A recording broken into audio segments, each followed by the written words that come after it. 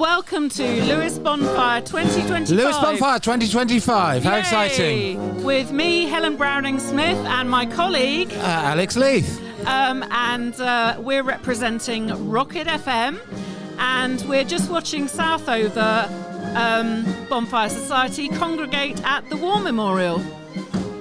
And so we have it. The weather is lovely. I remember when I did my first broadcast 2 years ago, there was horizontal rain and people braving it, and it was terrible. But today is the mildest bonfire I can remember. It must be about like 12 degrees, 15 degrees, something like that. What do you think, Helen? What's the temperature? I reckon I'm saying 14 because that's what the Met Office told me this morning. 14 degrees, and if we look up at the skies, sort of there's clouds, maybe a little bit mackerel, but you can see that it's going to be quite a clear night for all the fireworks and stuff later. Yes. That biblical rain a couple of years ago. I mean, it was poor Southover that got caught in the worst of that.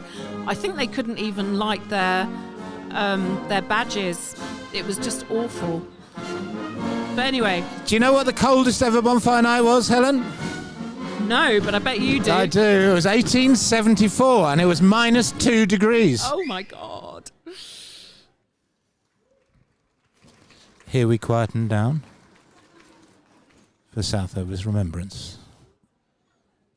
Yeah, this is the solemn part of the evening as the various societies come to the War Memorial to perform their acts of remembrance.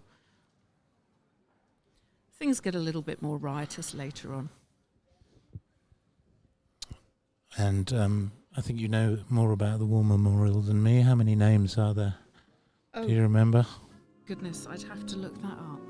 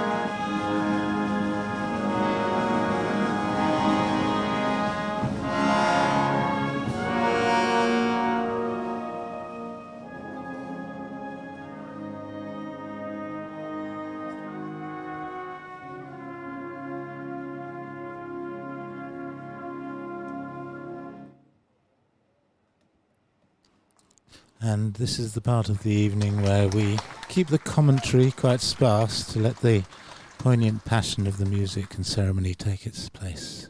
And indeed the silences.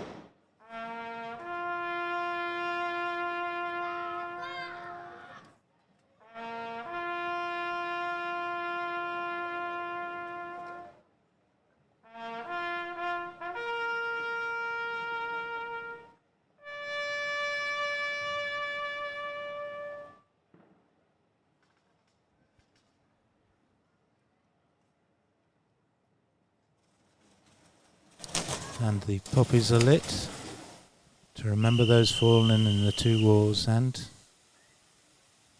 other wars.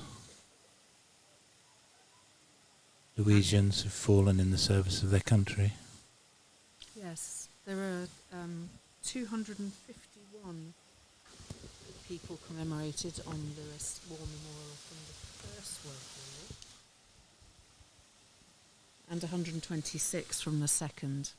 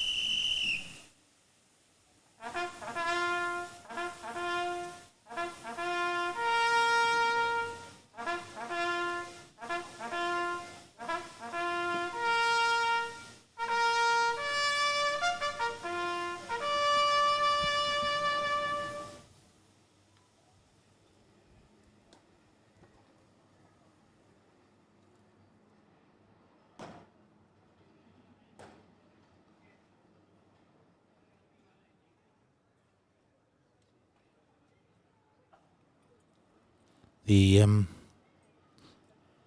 solemn part of Southover's ceremony is over for now. We're going to be reading out some of the names of those fallen.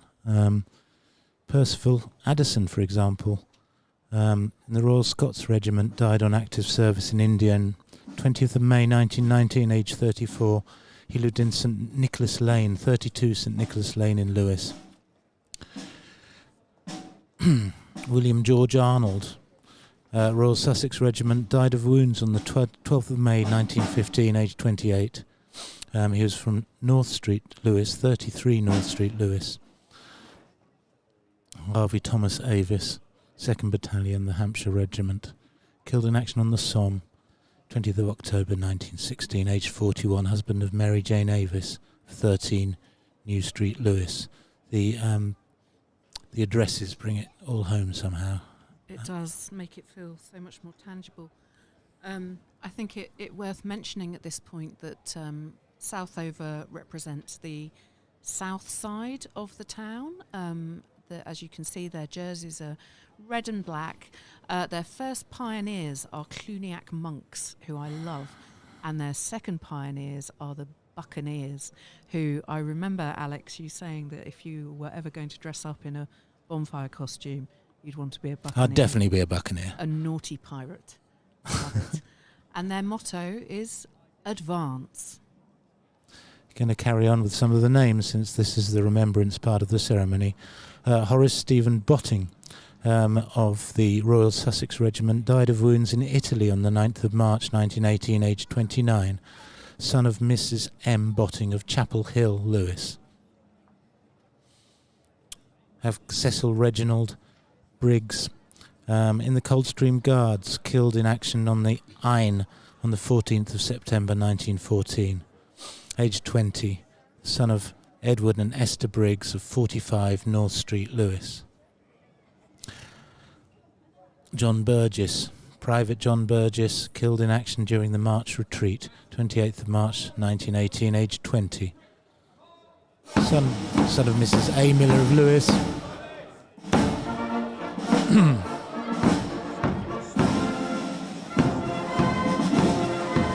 Sussex by the Sea. I wonder how many times we're going to hear this evening. It's the first rendition of the evening of Sussex by the Sea, which is basically, I think, the bonfire anthem for pretty much all the different bonfire societies. It certainly is. It was popularised during the First World War, I believe, when it was taken on as the anthem of the Sussex Regiment.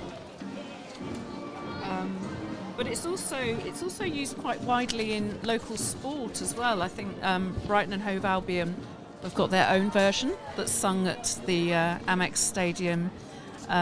Also, Hove Cricket Ground, I think, has some slightly different lyrics.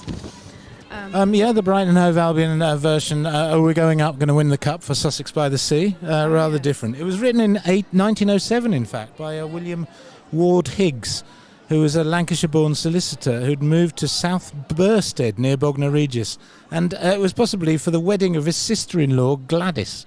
So there you go.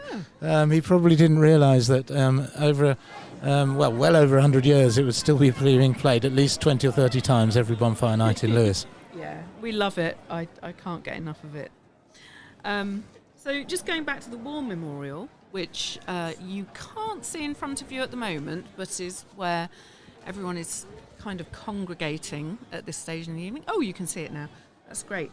So that was designed by the artist Vernon March. He also did the Canadian National War Memorial in Ottawa and the Cenotaph in Cape Town. You know what? I think ours is the best in the country. I haven't seen them all, obviously, but it's so fantastic, isn't it? Well, it's listed. It's a listed building. It's absolutely exquisite. It was unveiled in 1922. I've got a brilliant Reeves photography image of the unveiling of the War Memorial in 1922. It's constructed of Portland stone with bronze statuary. On the top that you can see there is the Winged Victory, and she's facing towards Flanders. And then just below her, also facing towards Flanders Fields, is the figure of Peace, who I think she has a dove on her shoulder. And then facing west is the figure of Victory holding a torch. I noticed recently when I was making a film about... Whoa, here we go.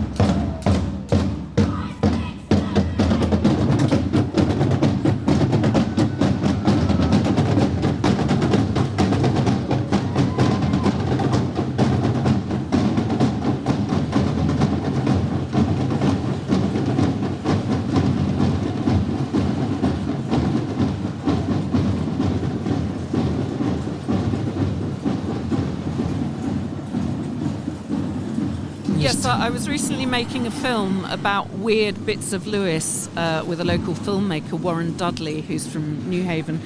And we walked past the War Memorial, and I mean, considering I've lived here for, 9 years or something, we noticed that Peace in particular has extraordinarily long toes and massive feet. So they featured in our film. If you're local, do have a little look next time you're passing. They're quite interesting. Actually, once a good friend of mine from the Lewes Rebel Army, as a minor manoeuvre, a minor bit of naughtiness, put some cloth kit socks on the feet of one of the lower angels on the statue. They barely fitted. You've told me that anecdote before, Alex, and I just love it because it's just so Lewes. It's so Lewes. Cloth kits, socks. So are you going to tell us, as you do every year, about the nipples on the statue? Oh, the nipples on the statue. Do you know, I've got to a point where I'm not sure whether this is even true or not, but it's such a good story, I'm just going to repeat it. So, the background to this is the Edward Warren, who lived at Lewes House just down the road. A right character, oh yes. Lots of shenanigans and hijinks with him at the centre of it. Anyway, Rodin came round for dinner. Auguste Rodin, the French sculptor, came round for dinner, and Warren commissioned a copy of his sculpture of the Kiss, which is now, that copy is in the Tate Gallery in London and is considered the best rendition of the Kiss. It was actually exhibited in Lewes Town Hall in 2020. That was organised by John May, who actually we'll come back to him. And actually, this is in keeping with the story you're going to tell about the nipples of the statue. It's the only version of the Kiss where the male genitalia is actually exposed, because Edward Warren particularly wanted that to be a part of the statue. That was a condition of the commission. So, anyway, the sculpture, when it arrived, they couldn't get it into Lewes House. It ended up in the town hall during the early stages of the First World War, where there were lots of soldiers billeted, and it was considered that this erotic clinch may inflame the ardour of the many men. The ardour of the men. There's a brilliant another Reeves image of a Christmas party where the Kiss is, you can see the shape of it at the back of the room, but it's covered in tarpaulin because it was just considered too erotic. So this was all instigated by a local school teacher who was called Miss Kate Fowler Tutt. Now, what a great surname! I mean, Fowler Tutt for somebody who's a yes, sort of librarian figure, old-fashioned librarian figure. Disapproving kind of vibe to her. Anyway, so fast forward a few years. The War Memorial was about to be unveiled in 1922.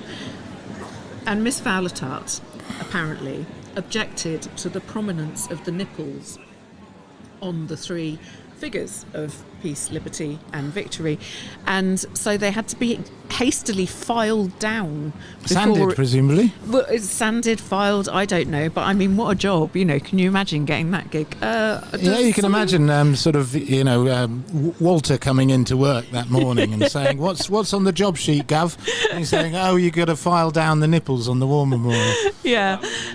As I say, put that on your LinkedIn. I'm Steve, not even sure. From Tech. I'm not even sure that this story is true, and I think Kate Fowler Tutt has been done. Apocryphal stories are always the best stories. They are, but I think she's been done a little bit of an injustice in history, because she was quite an amazing woman. She was only the second female councillor in Lewes.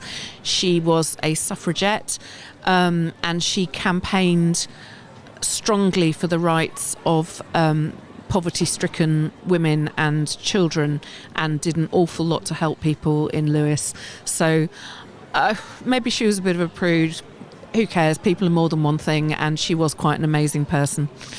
Okay, well, we're only 10 minutes into this broadcast, and we've already had nipples and male genitalia. It's going to be a racy number.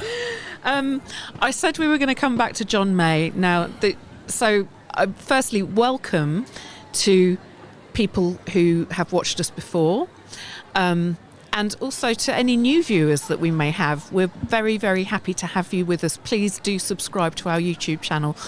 Now, anyone who watched last year may remember that I said that I was moving from this flat, and I wasn't quite sure how we were going to do this in 2025. Well, rather marvellously, this flat Just to clarify, Helen has lived above the War Memorial for several years and had to move out of the flat. Yes, I had to move out of the flat. Where are we going to do the broadcast from? Well, I mean, the first amazing thing is I moved immediately upstairs. So we're on the first floor now, and I now live on the second floor, and I'm very happy there, and it's great.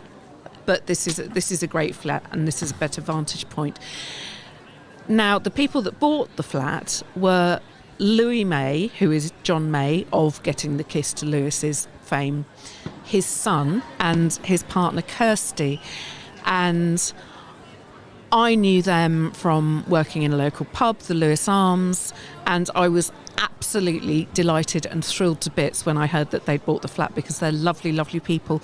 And that's why we're here, because they have so kindly allowed us to use one of the rooms in my old flat, now their home, to enable us to do this live stream. So they're probably not listening to us, because they've got a party going on next door, looking out the window next door. But anyway, we are eternally. Although there isn't much to see at the moment. You can see things brewing up. Yeah. The next society is shortly to come to remember the fallen. We're not sure who it is. We should. No, we should. We don't have a lot of communication with the bonfire societies themselves. That's not often for want of trying. We did meet with the chair of Bonco, like the Bonfire Council, last year, and bonfire societies, they don't really like the publicity. They do this for themselves. If there was nobody here, they'd still be marching. Come on, Hell. I don't think they would be marching with no one here. But they want the Lewesians, they want the people of Lewes to be out there, of course.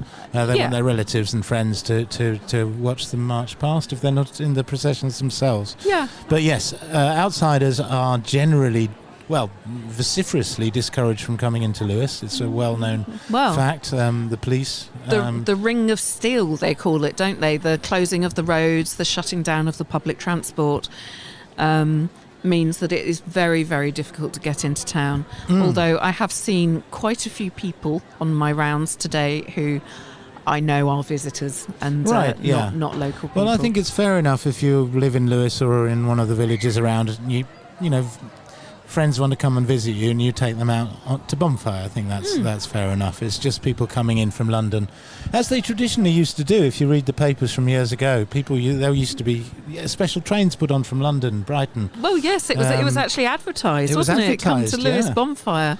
How things have changed. Well, yeah, I mean, it's just got too popular. But looking out on the streets tonight, you can see, from past nights sitting up, past bonfire nights sitting up here, it's not too crowded, is it?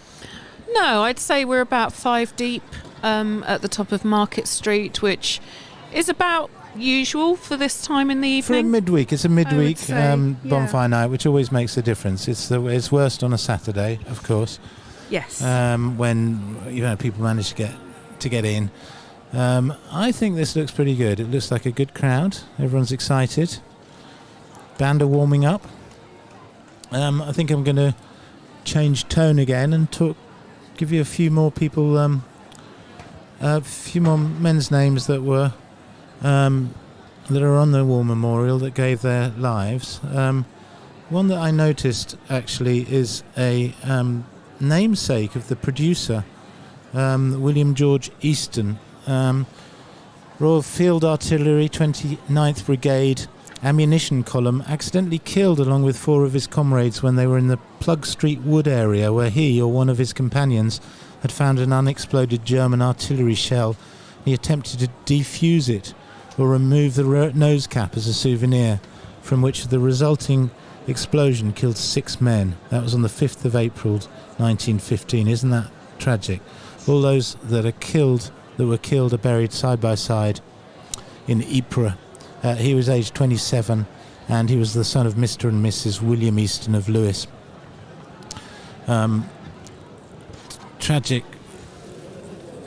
If you just imagine the number of people that were killed, particularly in the First World War, it must have been a really big trauma for the town, and in a way it still is, and in a way this is what we're doing here and now, is not just remembering the lives laid down by the soldiers, but the trauma it caused to their families, because it was a really traumatic event that you understand the importance of the war memorial, and the war memorials were built all over the country in the early 20s to help the country get through that trauma, and we're still going through that process in a way, and that's why all the bonfire societies come to the war memorial to lay down their poppies and to give remembrance to the soldiers that fell. Now, you just mentioned the producer, Alex, and I think that's out of habit, because Alex and I also do a weekly podcast called Lewes the Podcast. Look us up on Instagram and on Spotify. What's it called again, Hel? Lewes the Podcast. Okay. So it's very Lewes-centric. We have a special guest every week who's usually somebody very interesting, who's doing something brilliant They're locally. always interesting. They are always interesting. We talk about local history, we talk about what's on. So if you're local, or even if you're not local but interested in Lewes, have a look at Lewes the Podcast. Anyway, Alex mentioned the producer, and he is referring to his wife, Rowena Easton, who is the producer of the podcast. But this evening, not only is Rowena helping us, but we have had the brilliant technical expertise of Steve Pilfold and Eugene Sully of Rocket, who have made all of this possible. The pictures and the sound that you're seeing and hearing has all been made possible by the wonderful Steve and Eugene. I have to say, Alex and I popped into this room at about 4:30, and it was like a bowl of spaghetti of cables and mysterious bits of technical equipment. But all poking out with all their ends poking around, and everything's been joined up and put in the right place, and here we are. I think it's all working. Well, look, and we've got a camera that moves around. It's we're really high tech. Yeah. This year. Yeah. That's partly because Eugene actually works for the BBC, and I think he's stolen the whole of the BBC's equipment to bring this podcast to you tonight. Not podcast, broadcast. Wiggle the camera. Wiggle the camera. Which one? The movie one. Here we go. Okay, the camera's wiggling. Point it down the hill. This one. Yeah, we're being invited to. No, Oh. wiggling itself. And look, the camera's being wiggling. Oh my goodness. Helen misguidedly attempted to do that by hand, not understanding that the instruction "wiggle the camera" was for Eugene rather than her. And is done very much with remote controls. Yes, we're good at doing the talking. Well, I hope we're good at doing the talking. It's a very analogue response there, Helen. But tech is not our thing. Now, it looks like a brass band is about to strike up, which is exciting. Not quite sure who they are. Oh, hey, who's Or who that? they're Who's with. that on camera? Oh, hi. Here we are, perched up in splendid comfort, I must say. Great faces for radio. I'm sure you'll agree. That's enough, thank you. Okay, great. We've moved on. I'm going to continue with some of these names because it's important that this ceremony, the full importance of it is to remember the fallen in the two wars and beyond. Charles Walter Gillett, a private, 13th Battalion, Royal Sussex Regiment, killed in action at Becor, September the 3rd, 1916, aged 19, son of George James and Fanny Gillett of 27 Sun Street, later of Sydney House in the High Street, Lewes. Everyone a tragedy, of course. Charles William Harvey, private, 9th Battalion, killed in action near Hargincourt, 21st of November 1917, aged 20, son of Ernest and Isabella Harvey of 8 Westgate Street, St Michael's, Lewes. It really is, when you can picture I can almost picture which house that is. All of these addresses are about 5 minutes walk from where we're sitting. It's extraordinarily poignant. I asked Helen to print out these names and the details which I found on the internet, and she realised it would run to 61 pages. 61 pages. And of course we're just picking out by randomly a few of the names, but it's just, how many people, how many men died for their country. There's an Izzard, Ernest Izzard, Private 2nd Battalion Royal Sussex Regiment, killed in action at Lewes, 25th of September 1915, aged 33. Son of Mr. and Mrs. James Izzard of 2 Vine Cottages, Jarvis Brook. Ooh. So not in Lewes, but Lewes connection. He was husband of Mrs. Agnes Winifred Izzard of 39 Priory Street, Lewes. Gosh. Perhaps a little bit of more positive, hopefully positive stuff. A big hi from us to Joe Gilbert, who is home and not very well in Lewes. So I'm glad you're still able to experience Bonfire, Joe, and I hope you get better soon. There's also Ingeborg Thorpe watching from Norway, and the Comptons watching from Pennsylvania say happy bonfire to all. I love it when we get messages from people all around the world. Yeah, so send us messages from wherever you are. We've already clocked up Norway and Pennsylvania. That's pretty good. I mean, we once had the International Space Station, but I think that might have not been entirely I think they were making it up. But I kind of like that. So, yeah, just what we are doing here, and of course we're volunteers, we are hoping to bring bonfire to people who can't make it. And of course we just talked about how a lot of people aren't really welcome if you're not from Lewes and you want to come for the night. Just you're told not to do it. But you've got the chance of watching on Rocket FM, and also if you're out the country, if you're sick or ill, if you for some reason you're working in a different place, we get people watching from all over. And in fact, last year, I think it was a record number of visitors to the site. Some on the night, most on the night, I think, but also throughout the year.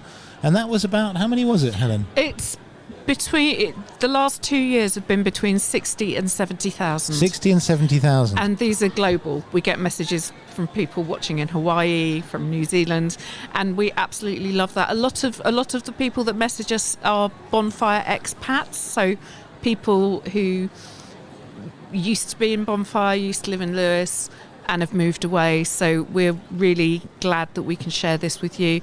And as I said earlier, any new viewers, you're very, very welcome, and we're delighted to have you with us. So please subscribe to our YouTube channel, and also check out Lewes the podcast. We're on Instagram and Spotify, and Alex and I do a weekly show which will be of interest to anybody with any kind of connection with or interest in our wonderful How many town. times do you think we can get away with plugging the show, Hel?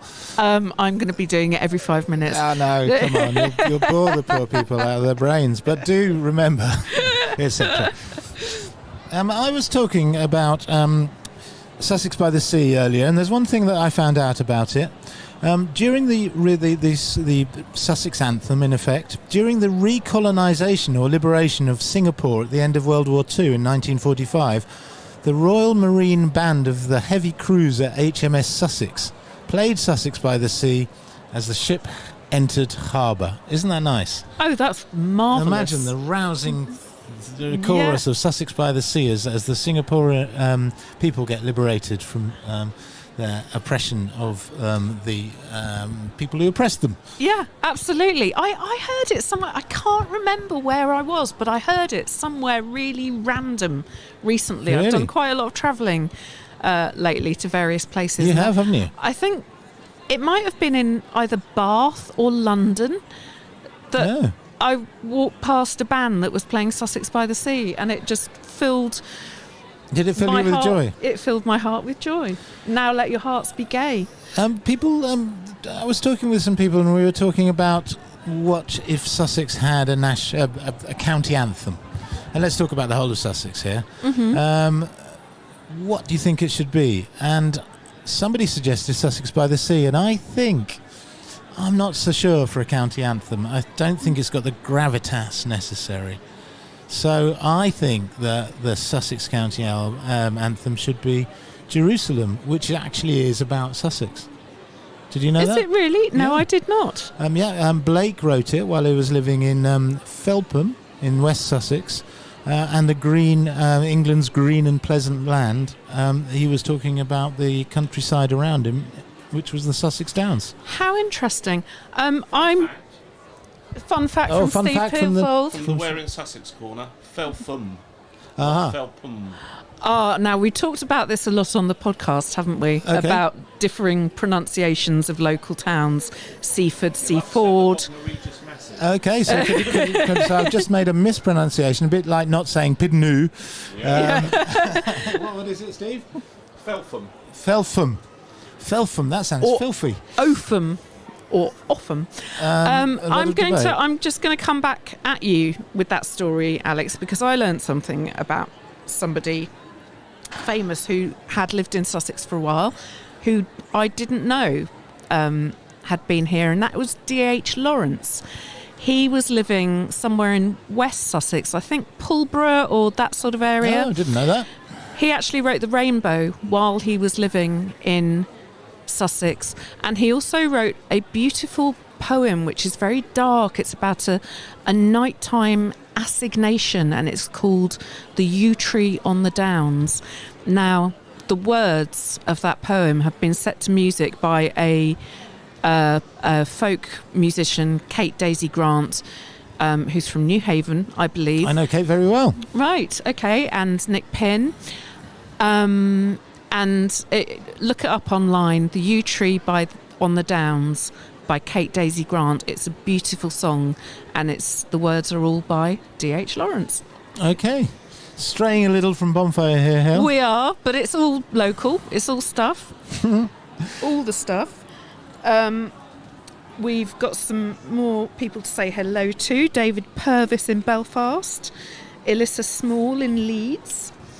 And Sussex Weather UK says hi. Great.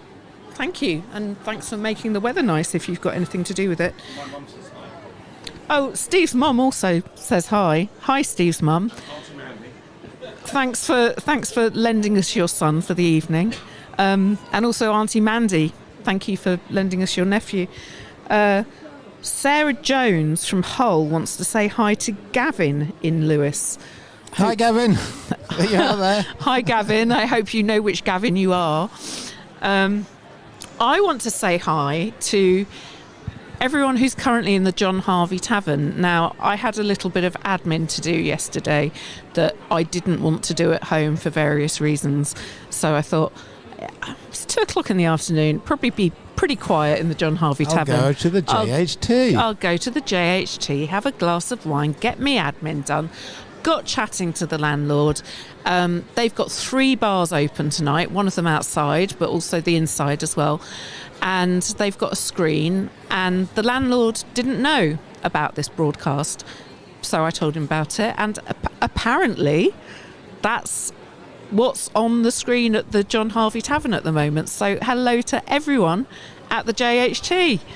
Hi to the JHT. We're very glad you could join us, and thank you, landlord, for agreeing to do this. Okay, so it's worth saying that this is the Central, the November the 5th. It's the biggest bonfire night in Sussex, but that it is just one of many that take place across the county, largely in East Sussex, but also in West Sussex, from September to the 22nd of November. So I'm going to go through some of those just so people know where they've been. We've already had 20th September Mayfield. 27th we had Buxted and Burgess Hill. In October on the 4th, Rotherfield, Northiam and Eastbourne. If I make any pronunciation mistakes about these Sussex towns, Steve Pilfold will correct me, I'm sure. 18th of October, East Grinstead, Hastings and Hailsham. 25th of October, Ardingly, Horsham, Firle and Littlehampton. The Firle one is one of my favourites. I didn't go this year, but it's a great event, a great night. Really good. It really has a bit of wild spirit, akin to Lewes, but much smaller, of course. On the 1st of November, Cookfield, and on the 5th, as well as Lewes, there are bonfire night celebrations in Linfield and in Worthing. Absolutely. And I think for anyone who is not familiar with Lewes Bonfire, if you're just kind of new to this, it's worth saying that there are 6 bonfire societies. Well, actually there are 7, but Neville Juvenile have their They don't march celebration a few weeks before. They do march on the night, but they have their actual bonfire celebration a few weeks before. I stand corrected. So, yeah, there are 6. We'll see all 6 of them come to the War Memorial to perform their acts of remembrance. And then later on, when the mood lightens a little, they will march down the high street. They don't all 6 of them walk past our window. Southover, for example, peel off down Station Street just before they get here. And Cliffe we don't see in the United Grand Procession later. They don't join in with that. But all the time this is going on, what you're seeing before you, these 6 bonfire societies are performing numerous processions around their own areas of town. There are tar barrel races going down in Cliffe over the bridge. There are children's processions marching around. I used to live in St John Street. Logistics are crazy. If you can think of 7 different groups of, hundreds and up to, thousands of people in each, marching all around the town and crisscrossing different streets, all without piling up. How do they not bump into incredible. each other? Well, they do. I mean, they have to pause a lot of time, but it's a really incredible feat of logistics, and all credit to the bonfire societies for pulling it off every year. It's just incredible. Yeah. It really helps this year that it's not raining, doesn't it? It really does. It makes it much nicer for everyone. So there are about 3,500 members of societies in Lewes, but there are also another 20 societies from the towns that Guest Alex societies. mentioned, who come and join in with Lewes Bonfire on the 5th, and they're affiliated to various different societies. As well as guest bands who play. Yes, the numbers, mount up quite a lot. I'm going to, at this point, take the opportunity of saying the forthcoming ones, because there are a few left after Lewes Bonfire Night. On the 7th, on the 8th, we've got Battle. There's great excitement going on in front of us as the band make way for Commercial Street barrels. Commercial Square barrels, which are making an incredible racket as they, still empty, move over the cobbles. But they will be collecting up the spent torches of all the participants as they march around the town this evening. I think, didn't we estimate that everybody gets through about 6.5 torches? I think that's through it. The evening? I think it's 6.5 or 7.5 each. We can just see thousands. Commercial Square assembling with their cross there. Mm-hmm. Native Americans. Which is one of the pioneers. Is that the... That's the first pioneers. That's the first pioneer. And we've got to, as we do every year, we've got to talk about the Native Americans, because this is not cultural appropriation. In the 19th century, some of the Commercial Square bonfire boys were so disturbed by the plight of the Native Americans and what was going on over there, they went over to support them, and the indigenous people taught those Lewesians how to make these costumes, the beading, the feathering, the incredible intricacy of them, and thoroughly appreciated their support.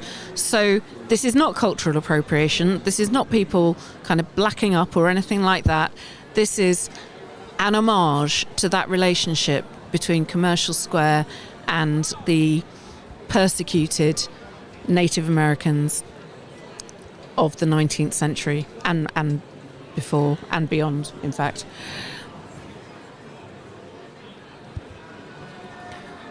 There is often concern expressed by people who are not familiar with Lewes Bonfire and its many, many aspects of history and tradition who express concern about Commercial Square's first pioneers, but we hope to allay some of that concern. Great headdresses, though. Oh, they're cracking, aren't they? The chap with the cross, he's practically standing on the back of it. It's can we see him there? Yes. I mean, in the monitor, perhaps not. No. Oh, we can see him just to the right of the screen, yeah. Mm-hmm. But they're quite weighty, those things. Quite tricky to hold up.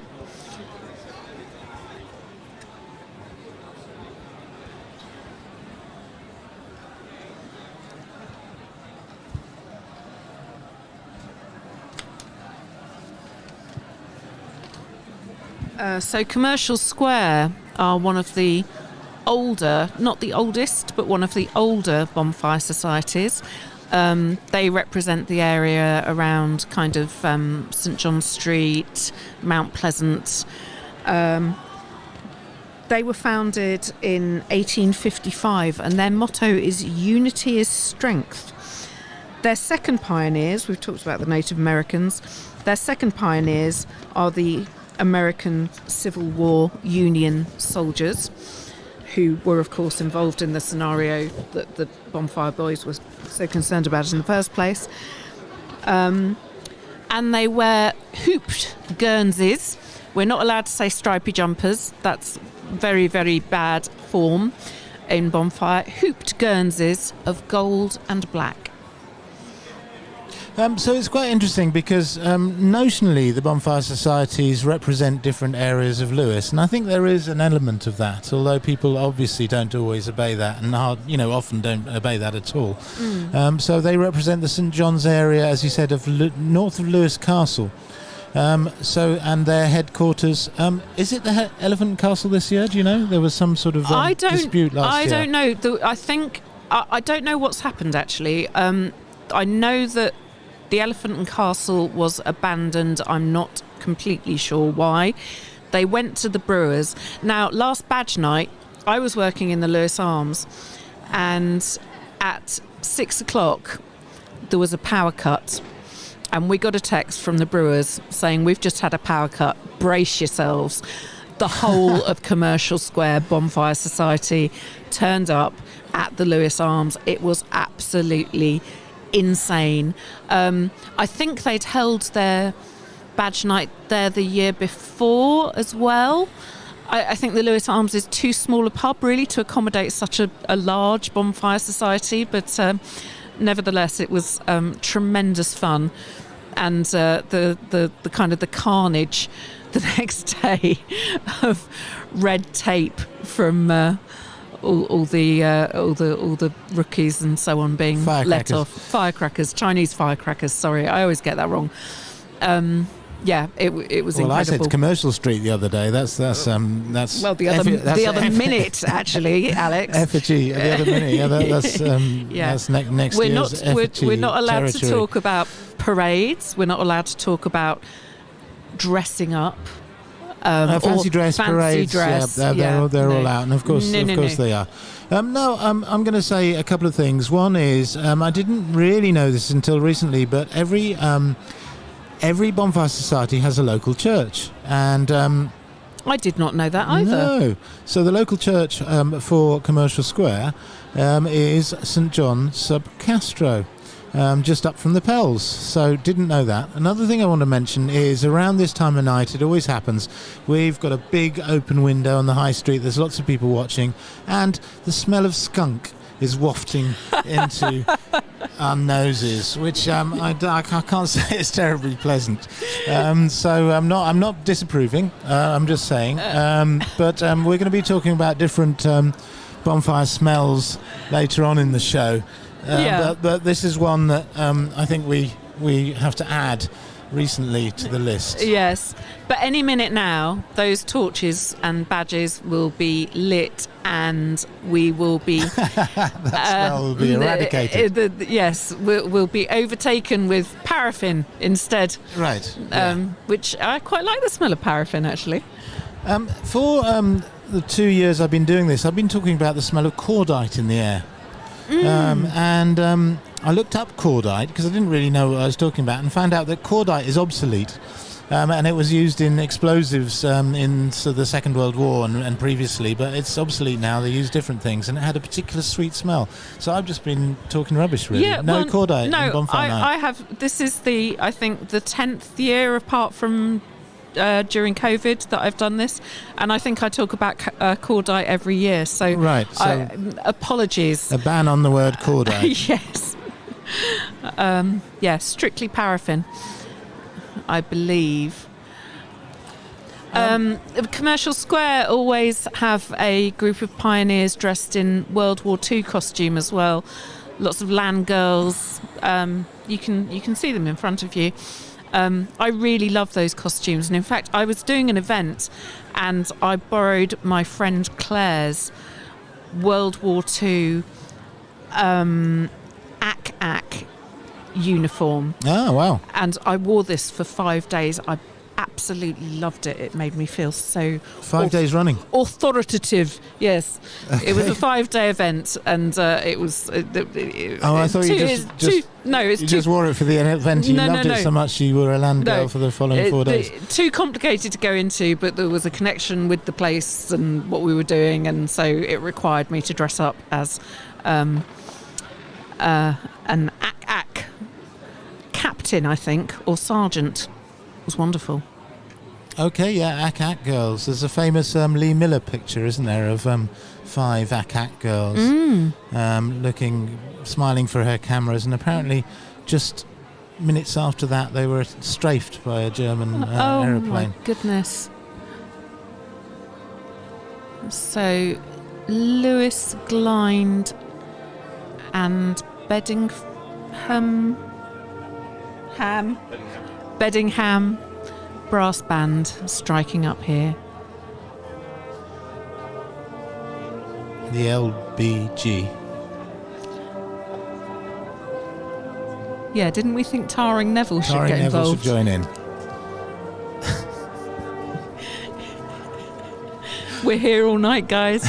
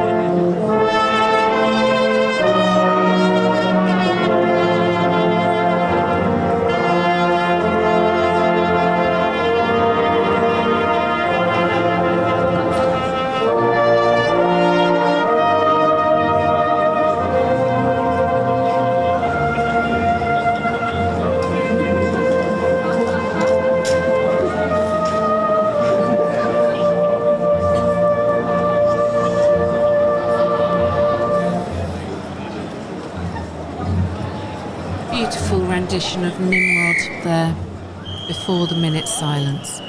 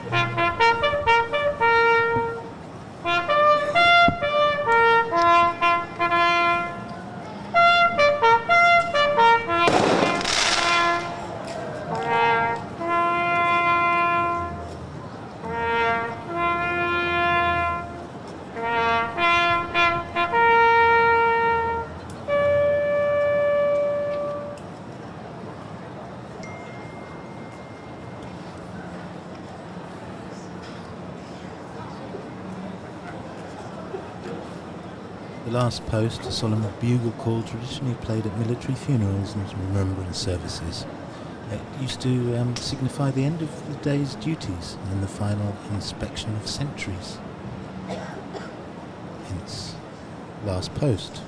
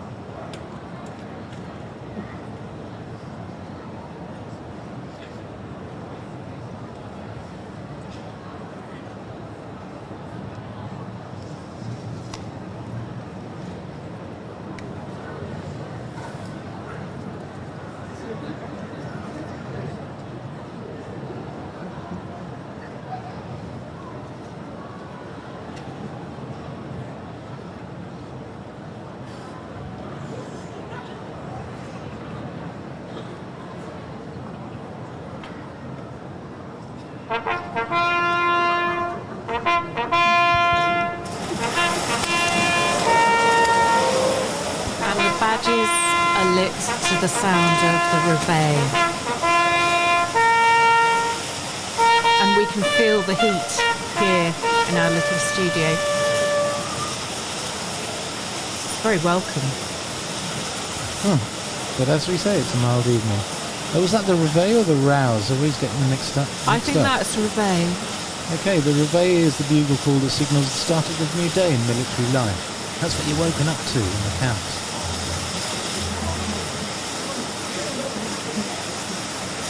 Comes from the French réveiller, meaning to wake up. Often mixed up with a rouse, and I think I've just done that, which is a shorter, simpler bugle call that basically means if you're still in bed now, you're in trouble. Isn't there a firework or a banger or something called a rouser? Yeah, that's the Lewes rouser. Lewes rouser.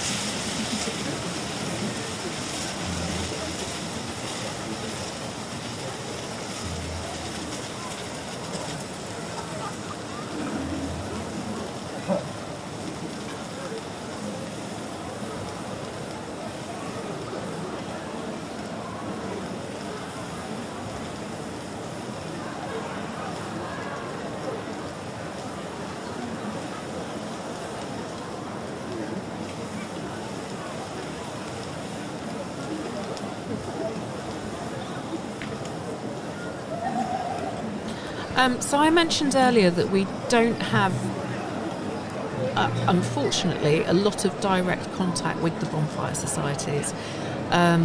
So sometimes we get things wrong. Sometimes there are things that perhaps people would like us to mention that we haven't mentioned because we didn't know about. It's always interesting trying to describe the tableau as they come past us. Because, of course, we have no notion of what they're going to be. Because we don't know what they are, of course. It's top secret and a long-held bonfire tradition. So, so I just wanted to say to any bonfire boys and girls who are watching this tomorrow, if there is something important about your society that you would like us to mention, or anything in particular that you're doing that's a bit different, please contact us. Please let us know, and you can actually do that through at Lewes the podcast on Instagram, because it's me and Alex. Yeah, or you can do it on the comments section of the YouTube channel, which is open, all the time, I guess. Yeah. So, any bonfire boys and girls who would like to communicate with us, we would really, really love to hear from you. And as I say, we get things wrong sometimes because we just don't have all the information at our fingertips. It's a very complex event with an awful lot going on. We do our best. But we try. We try. I think I'm going to talk us through a few more of the names on the war memorial. Albert Mitchell from the Hampshire Regiment, killed in action 3rd of September 1916, aged 26. Husband of Mrs. A. Mitchell of Elm Cottages, Morris Road, Lewes.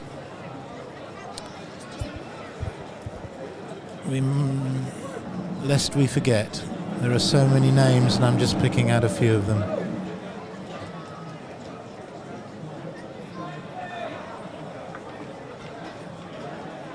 George Adams Morphew, 3rd Class Royal Navy on HMS Hampshire, lost when the cruiser was mined off the Orkneys, 5th of June 1916, aged 25.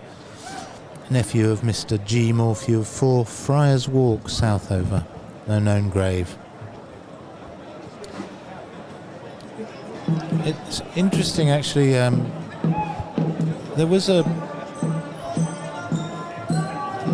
almost everybody who died in the First World War, if the body was found, was buried more or less in the area they fell. Did you know that, Helen? No, I did not know that. Well, no. Of course, it would have been impractical to bring all the thousands and thousands of bodies back, but it was actually contentious at the time that the same rule applied to officers as to men, as to enlisted men, and so officers as well, and quite rightly so, were buried in war graves. Yeah. Hence the importance of memorials like this. Yeah.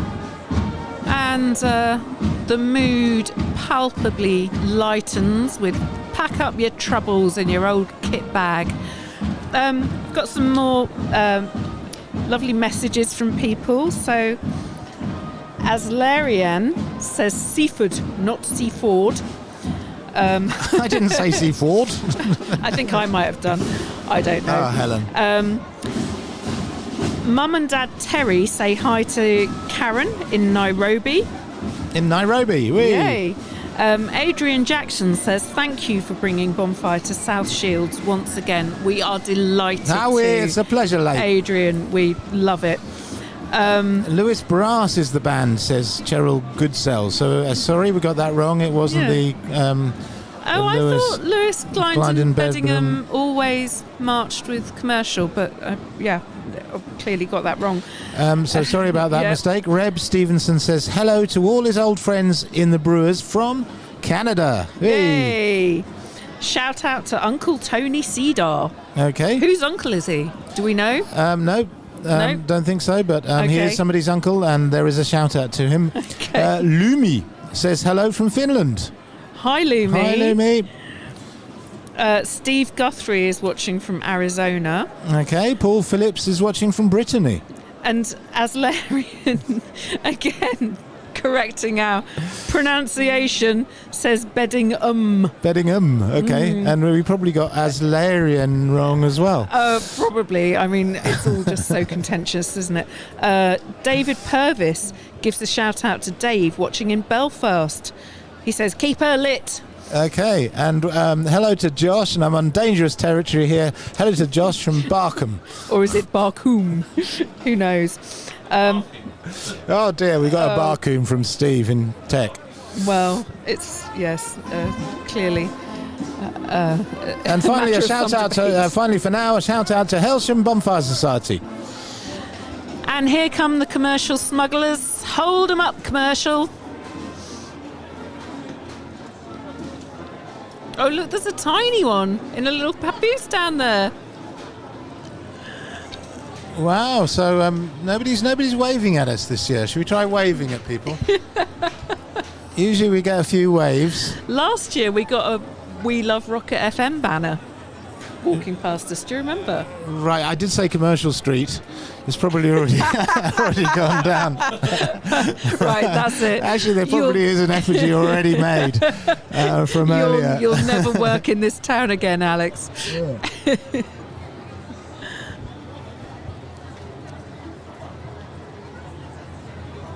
So this is a very big society, hundreds coming through here.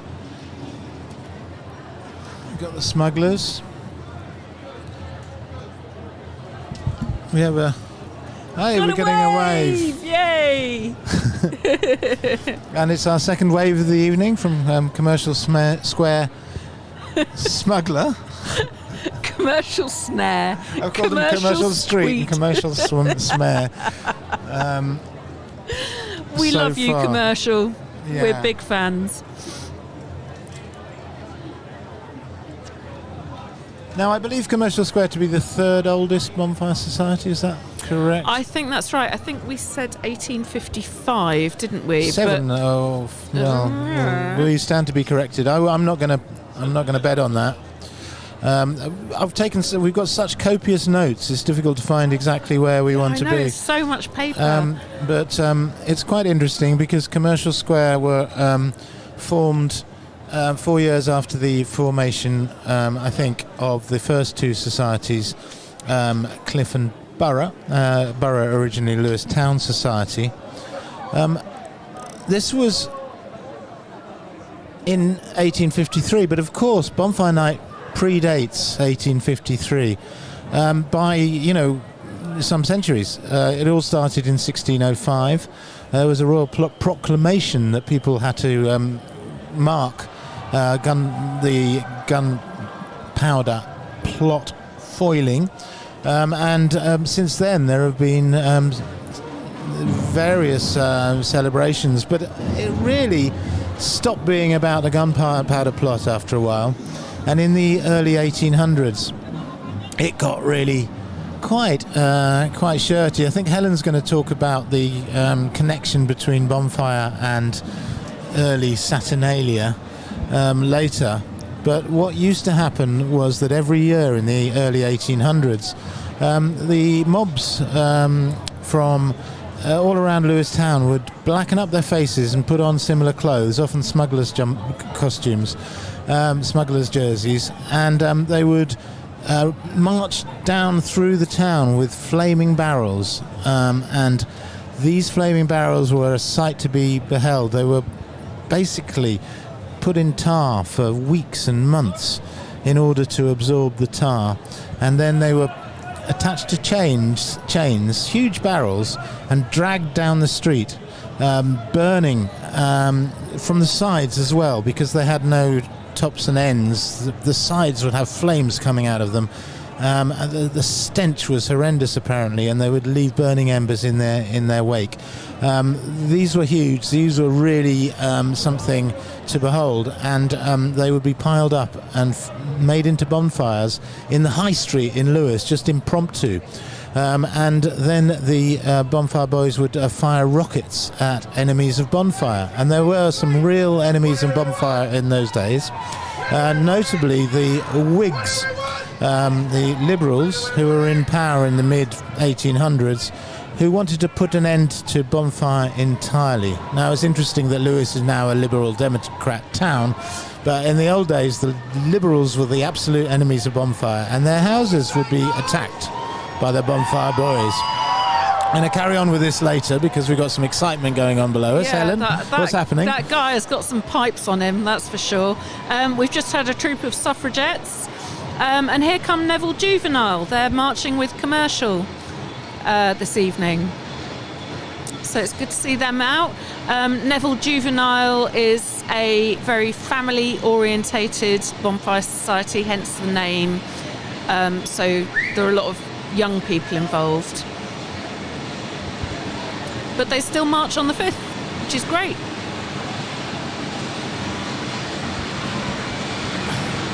Now there are two coppers standing there, and I thought, are they real coppers, or because it's all hazy with the smoke? And yes, they are real coppers. They're not there. It's not a 5th Pioneer or anything.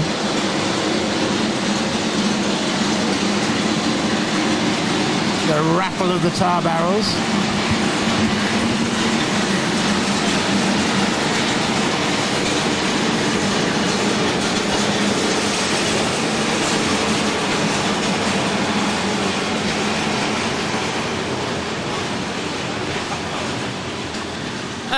Yes, definitely real coppers, though a lot of the security that you see here in their high-vis jackets are bought in from elsewhere. I think you got chatting to one of them earlier, didn't you? I was chatting to a guy who was obviously in charge of a group of 7 crowd management team.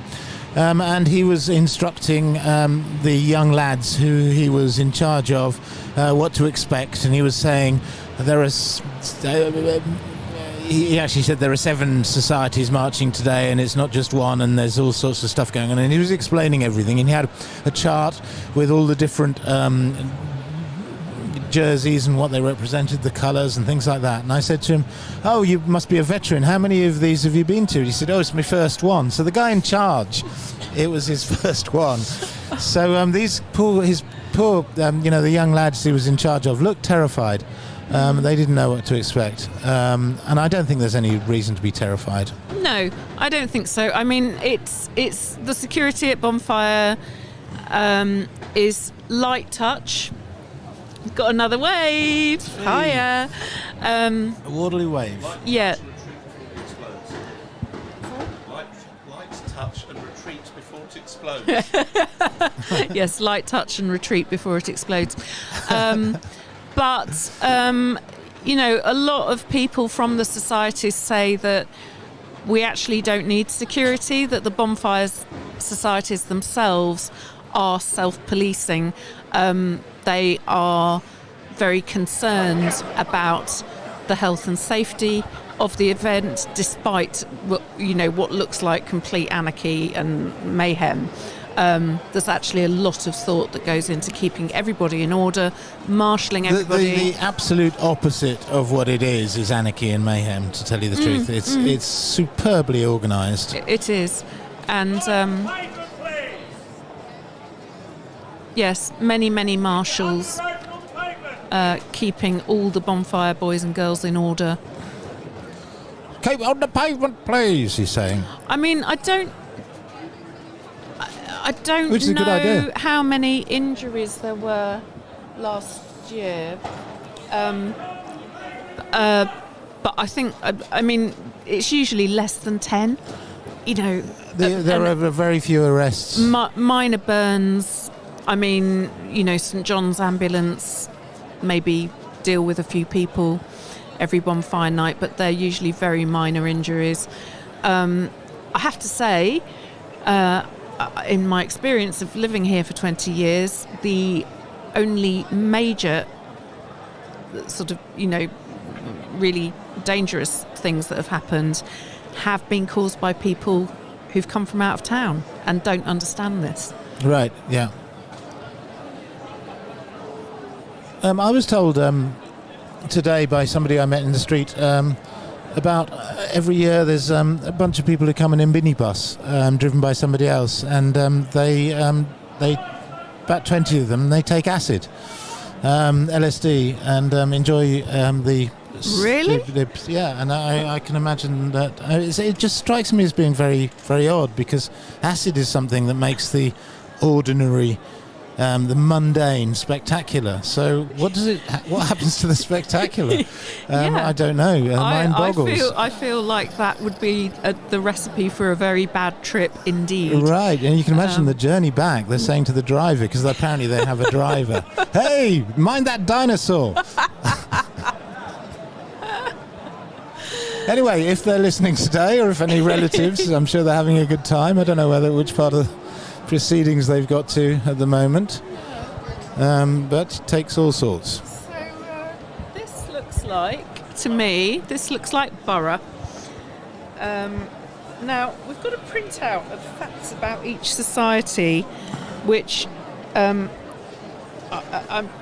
not sure is entirely factually correct. So again, apologies if we're getting anything wrong. But anyway, Lewes Borough were one of the two oldest bonfire societies that was formed in 1853. That was the formation of the societies was intended to put paid to the anarchy and the rioting. And actually, I've got a newspaper clipping.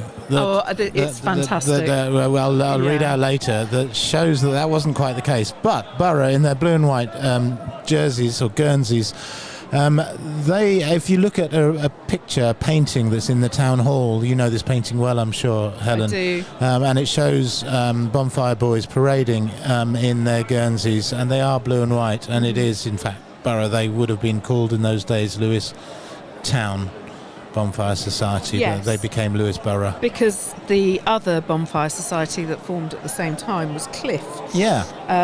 Which it was actually a separate village, almost just over the bridge. Although the Independent Republic of Cliffe. Yes, indeed. But enthusiastically joined in with all of the riotous and anarchic acts. So Lewes Borough, their first pioneers they're now Celtic warriors. There's been some controversy over the years about they used to be Zulus.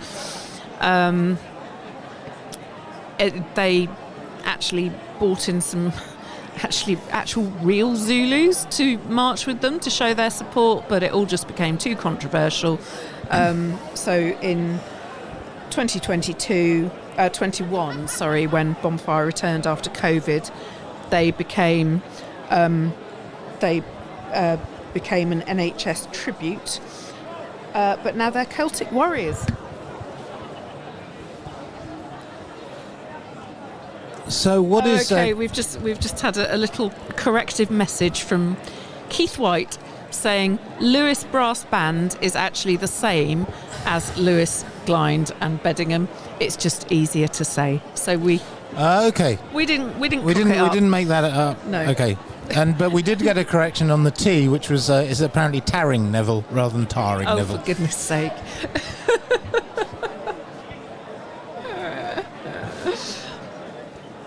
Okay, so going back to the origins of Bonfire Night and the organisation of Bonfire Night, in 1876 there was a huge riot, and a magistrate who lived, I think, on at the bottom of South Street or maybe in Cliffe, came out of his house to remonstrate with the mob, and he was beaten senseless with bludgeons.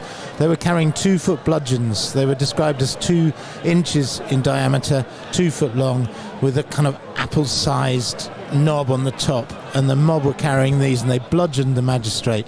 And he was carried back into his house senseless by his friends and was hospitalised 4 weeks, although there weren't hospitals in the way we know it now. So this led to a real reaction from the authorities, who wanted to stop this sort of thing from going on, obviously.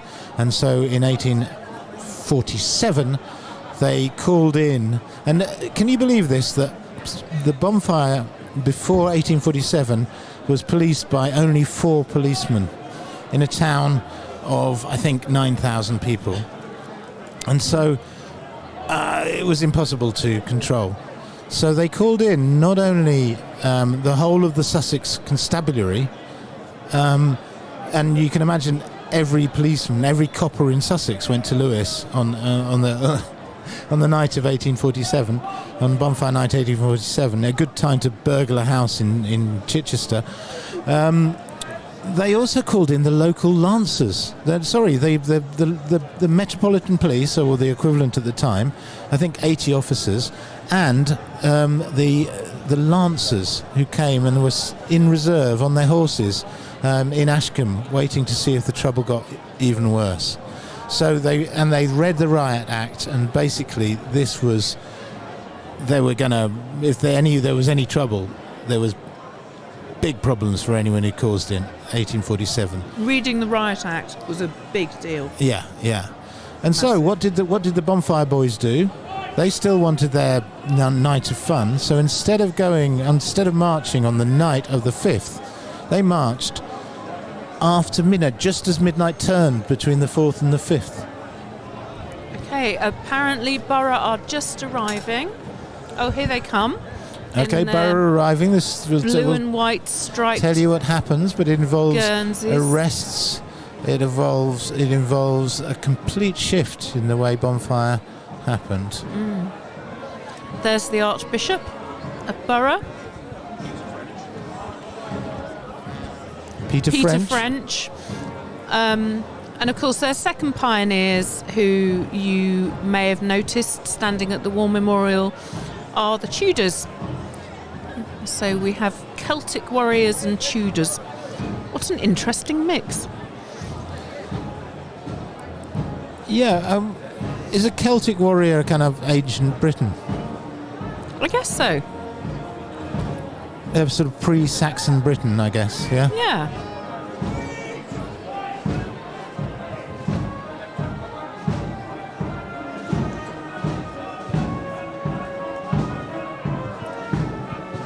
And of course, Borough carry with them. Now these that we see before us must be names of lost members. I spotted a Pete. These must be people who have died this year.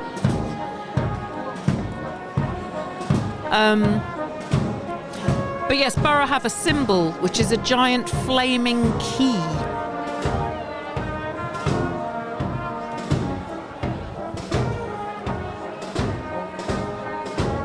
Which I'm sure we'll see later.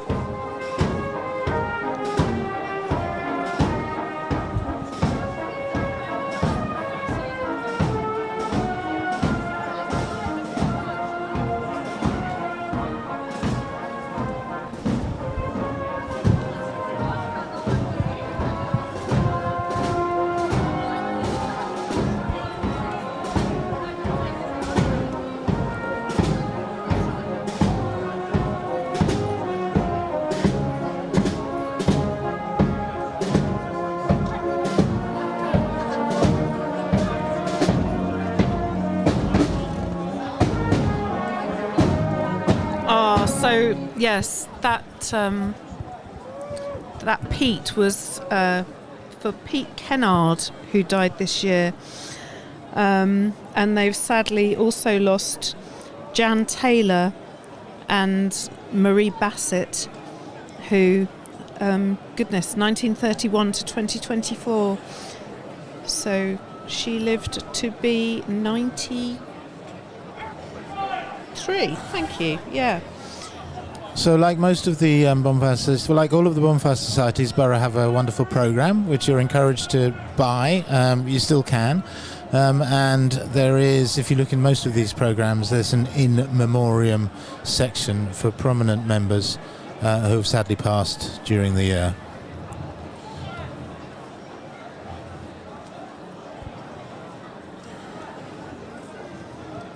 So Borough represent the west end of the town, and their fire site, where they'll be going later for their enormous bonfire and firework display, is up on Landport Bottom, which is where there are now ponies living. I hope the ponies are going to be okay. I'm sure they are. I mean, there's a lot of local concern about the ponies. There was last winter, wasn't there? They'd get cold, which is a bit odd because ponies, I don't think they do get cold, do they? Not in temperate British weather. No, you see horses in coats sometimes, don't you? Anyway, I'm sure the owner. Ponies in waistcoats. Are they wild ponies, or is there some wildness about them? No. They're all enclosed, and it's to do with the grazing and the maintenance of the land. Okay. Yeah. Well, I'm sure the ponies will have been taken out of the firing line. Yeah. Of all the I'm sure fireworks they'll be looked tonight. after. Yeah.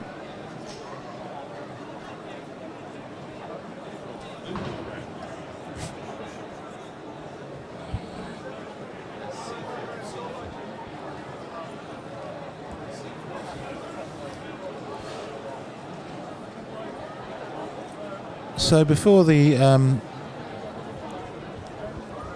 procedure begins, will I have time to continue the story of the Bonfire Boys marching just after midnight on the 4th/5th of November in order to flummox the police?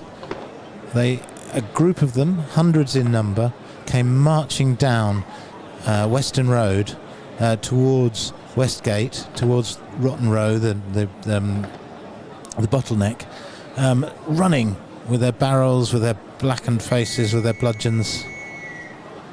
But the police were waiting for them.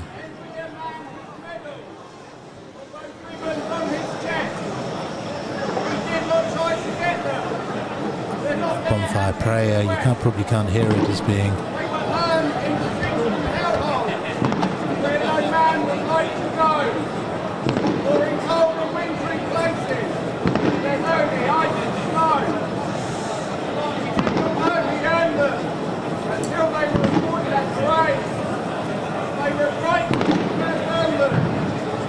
I think we're getting waved at. He was told he had to wear them for all the pride. But when the memories come to haunt him, those same medals make him hide. Because those medals will not bring back all those friends that he left behind. And he will trade them all forever for a little piece of mind. So don't envy a man with medals. You don't want to take his place. Thinking back to Waterloo battle and meet his dead friend's face to face. And the going down of the sun and in the morning, you will remember it.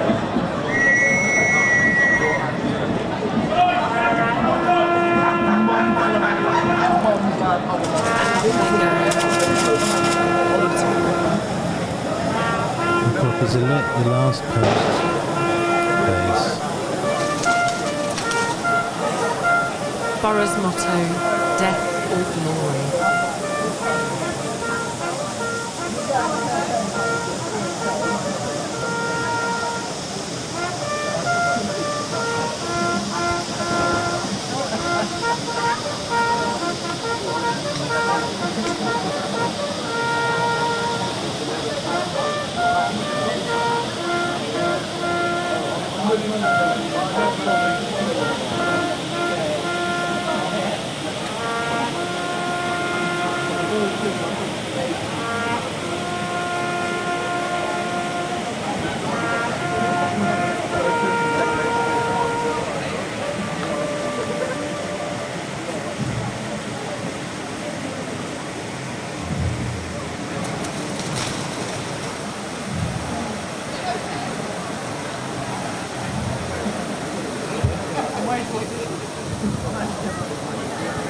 Here comes what looks like Henry VIII to lay the wreath.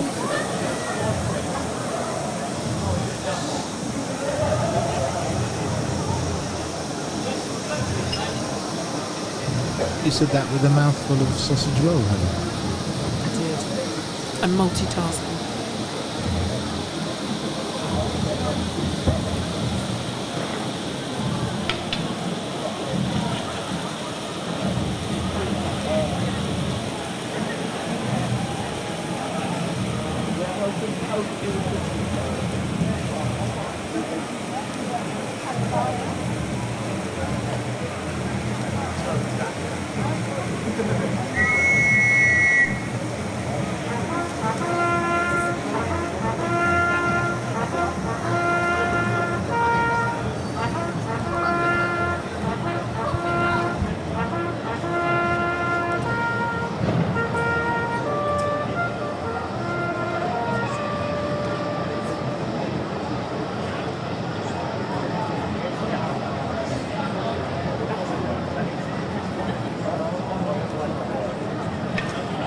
read a couple more names from the War Memorial. Albert James Noel, private, the 5th Battalion Royal Sussex Regiment, died at home in the South East Hospital, New Cross. Aged 21, he was a resident of Talbot Terrace, Lewes. Next of kin was Mrs. Peskett. Albert was an orphan. His details are tragic. Arthur Odwell was a sapper in the camouflage section of the Royal Engineers, died in France after the war, 12th of February 1919, aged 34. A resident of 3 Morning Fields. He'd served for 11 years before the war, so he was a regular soldier. I mean, there are some names on that War Memorial where the surname is repeated several times. Whole families. I think there was a family of 4 young sons who were wiped out in the First World War. It is absolutely tragic. And you can imagine the horror as telegram followed telegram, and the misery piles up. Yeah. It really is. Makes you realise how important it is to commemorate the fallen. I'm only reading out the First World War names, of course. There are many, not as many, but many from the Second World War as well. Yeah, I think 126, something like that.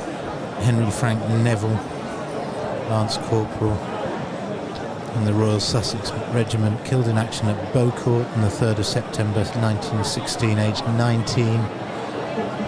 He lived in 28 Lansdowne Place, Lewes. Good grief. You just imagine the impact it had. And this is why we're here, and this is why everyone's here.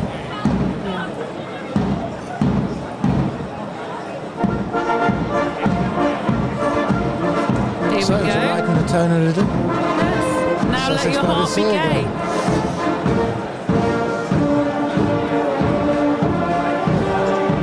Is this the second time we've heard it tonight? I think it might be the third. Might be the third. Right, now I think We've got another that wave could there. be- Oh, no, it's not a society, it's a band walking in front of us. So we have in front of us Waterloo marching up, or at least strolling up. I love it when you see Borough turning back. I love it when you see Native Americans and Tudor ladies taking photos on their mobile phones. Yeah, I mean, literally only in Lewes, right? Yeah, the presence of the pith helmets at the top of Market Street suggests to me that we may be expecting Waterloo next. Right, yep. And in fact, I can see a red and white hooped Guernsey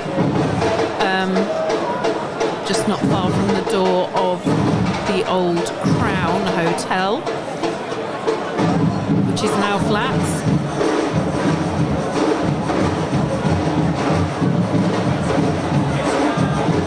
Right, now I think the purple and grey hooped Guernseys that you can see just going down the street, I think that's Seaford or Seaford. I'm not getting involved in these debates anymore. I'm a Seaford man. God knows.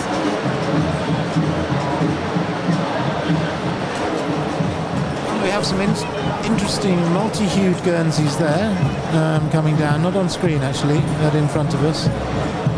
I think that could be Rotherfield and Mark Cross, the green, yellow ones. Okay, here are some guest societies. We can't read their Oh, that's badges. Eastbourne.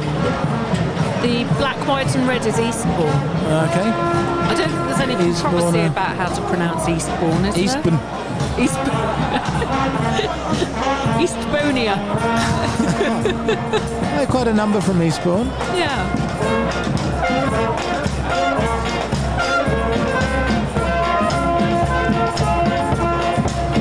A splendid kilted man there, presumably from Eastbourne and one of their pioneers. Pretty cool. Here comes another cracker barrel.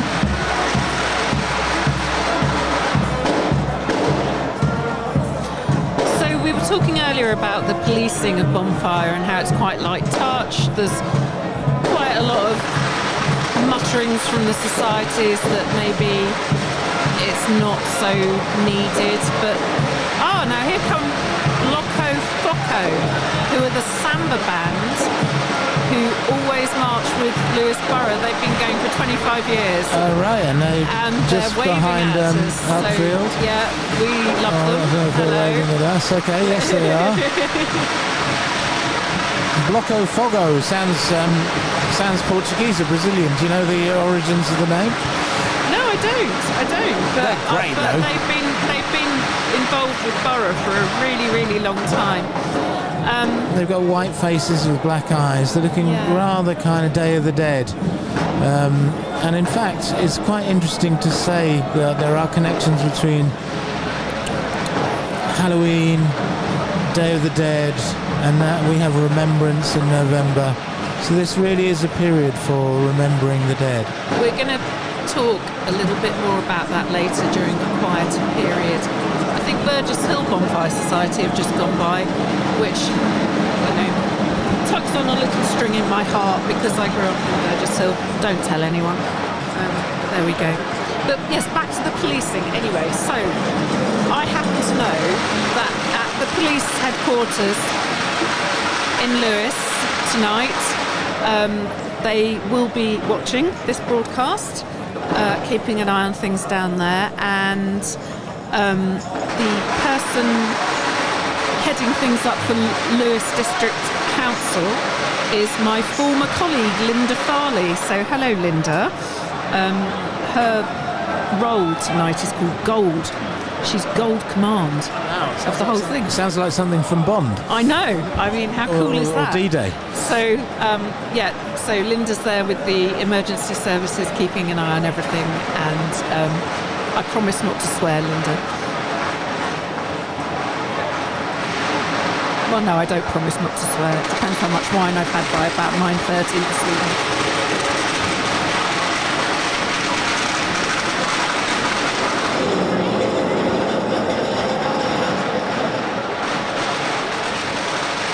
So I left it with the mob charging down Western Road, 1847. Oh yes, we're skipping around quite just a lot. after midnight on the 4th stroke the 5th.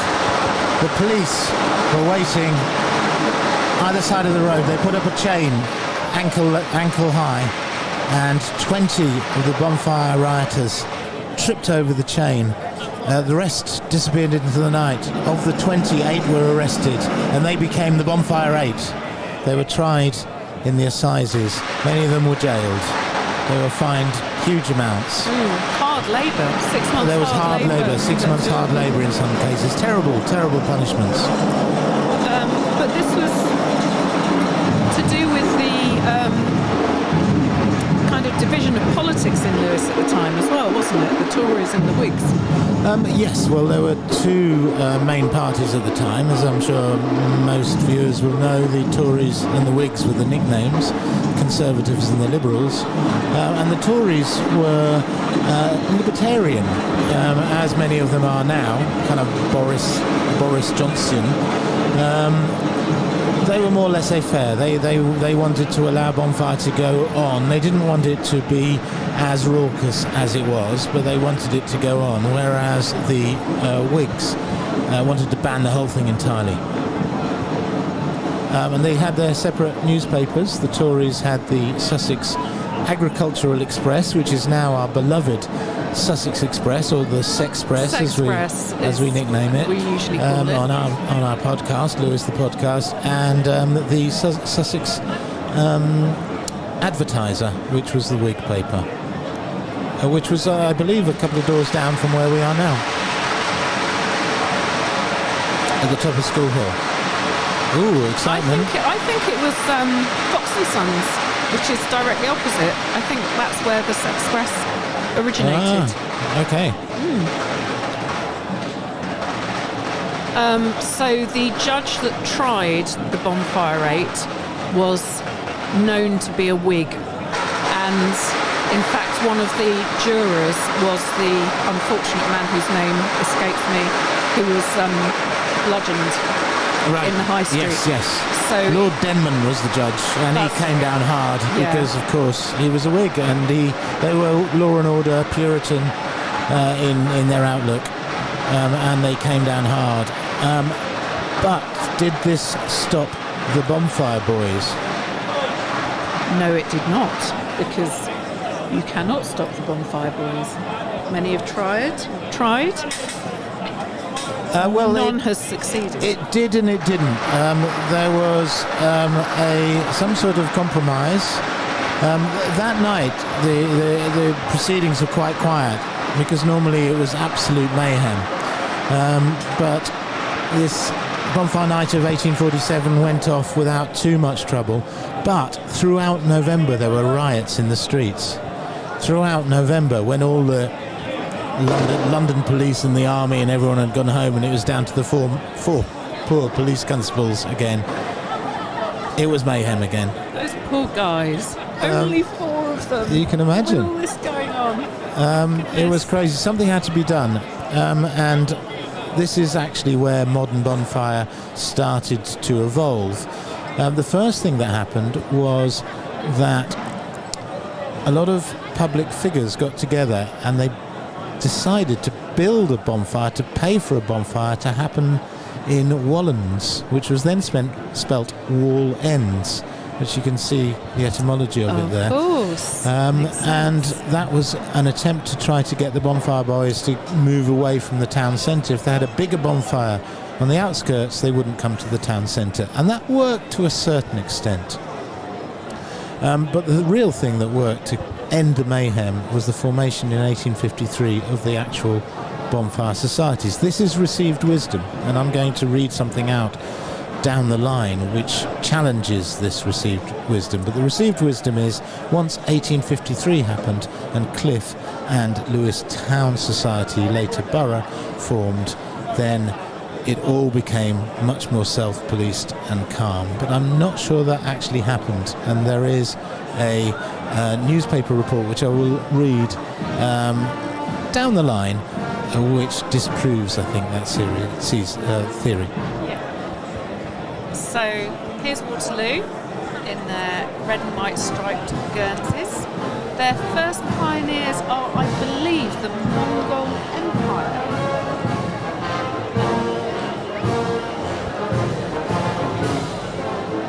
Jolly dogs are we.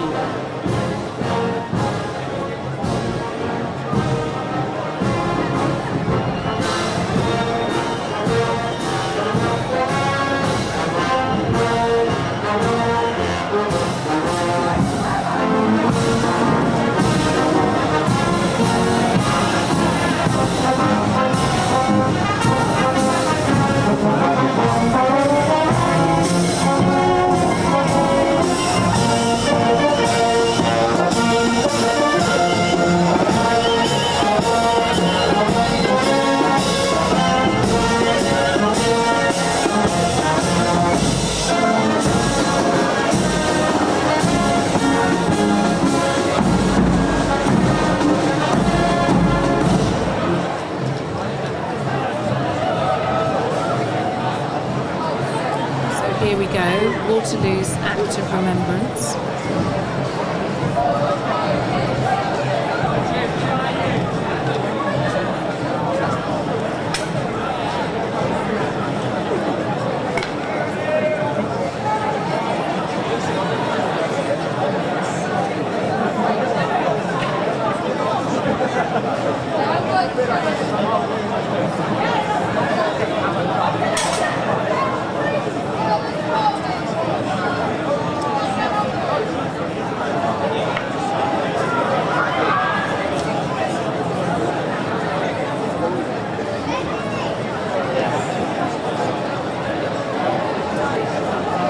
So Waterloo was reformed in 1954. It represents the area just east of the main commercial square part. There is actually a little bit of overlap between the two, which must make the procession planning even more complex for them. Their headquarters are the Royal Oak in Station Street, which I could hear from my flat last night. I didn't go out last night for badge night, unusually, but I could certainly hear what Waterloo were getting up to, and it was very, very, very noisy.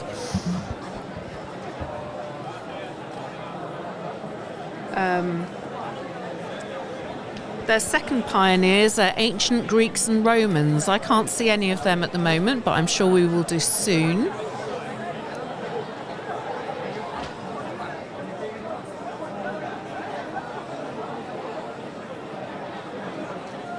Real props for these guys, well, and ladies, holding up those burning crosses. They are very, very heavy indeed. And I'm quite worried about the feather woman. is so near to the flames. Exactly, The I am feather on the hat. worried Can about. we catch that? Yes, yeah, you can. we can. I'm Just under really, the War really Memorial. worried about the feather. Do you think she knows how close? And she's moving it closer. Oh, who knows? This is great TV. Look at that. I think she's going to be okay. It's the sense of jeopardy that gets you, isn't it? It's the hope that kills you.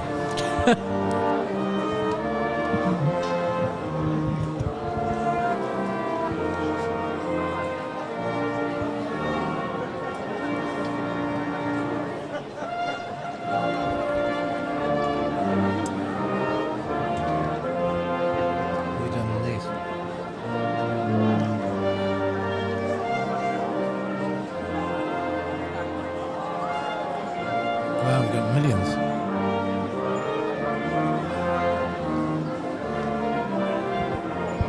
And Waterloo this year are remembering their former member Lillian Penfold, who died in August this year. She was the widow of one of their founder members, actually, Bert Penfold. She was a previous vice president and committee member of the Society. So may she rest in peace. I've just got a mention, shout out. Now We'll have the to wait for the shout out. Archbishop of Waterloo always gives a great address.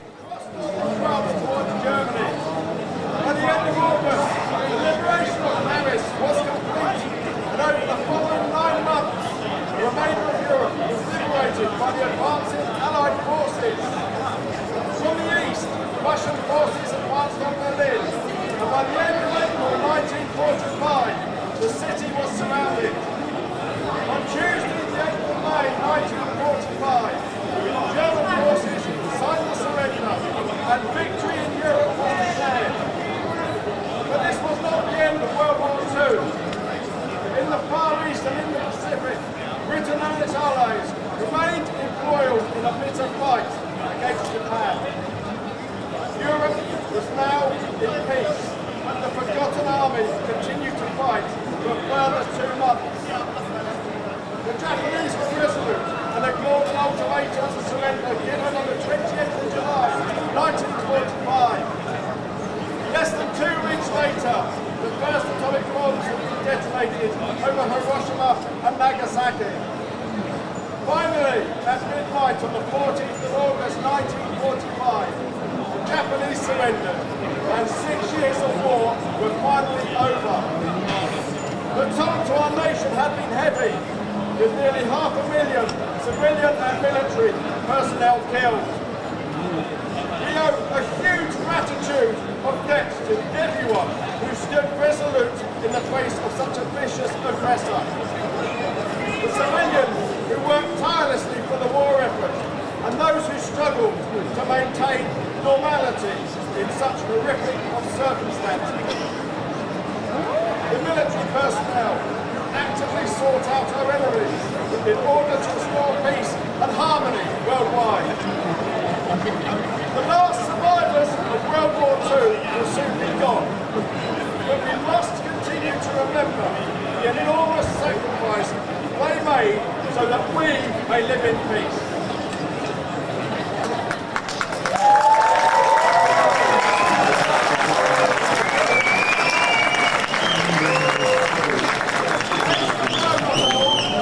As we that are left grow old, age shall not weary them, nor the years condemn.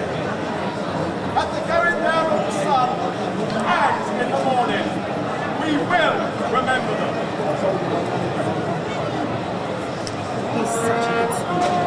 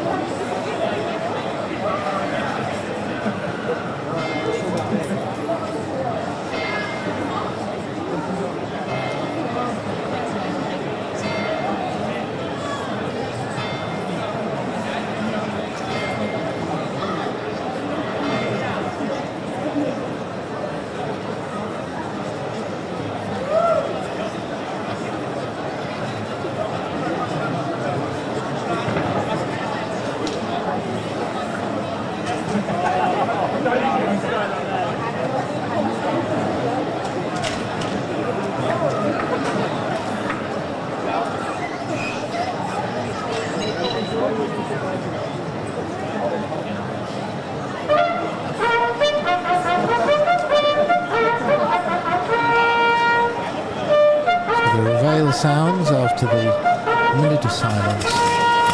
Or is this the rounds? Because it's slightly different, isn't it? I think this is the reveille, which was to wake up the soldiers, and the rouse was get out of bed or you're in trouble. Right. And this one is more kind of an alarm call. You wouldn't mind being woken up to this, would you?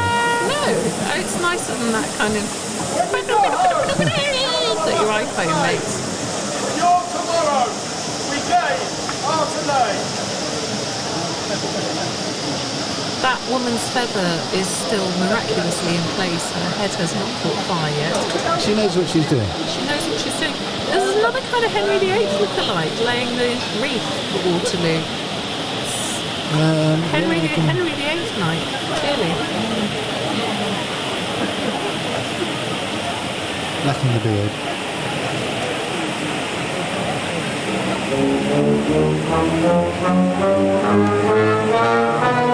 Land of hope and glory.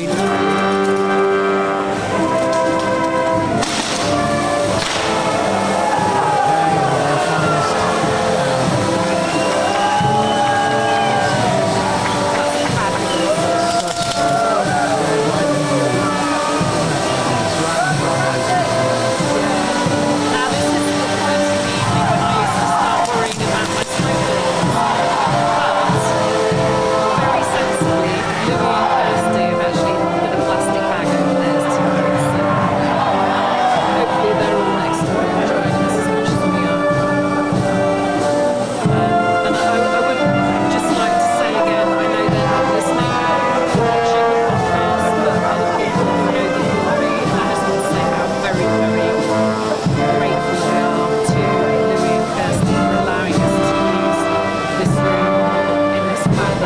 place to live in. There's something quite poignant about it, and just so lovely and generous. Yep.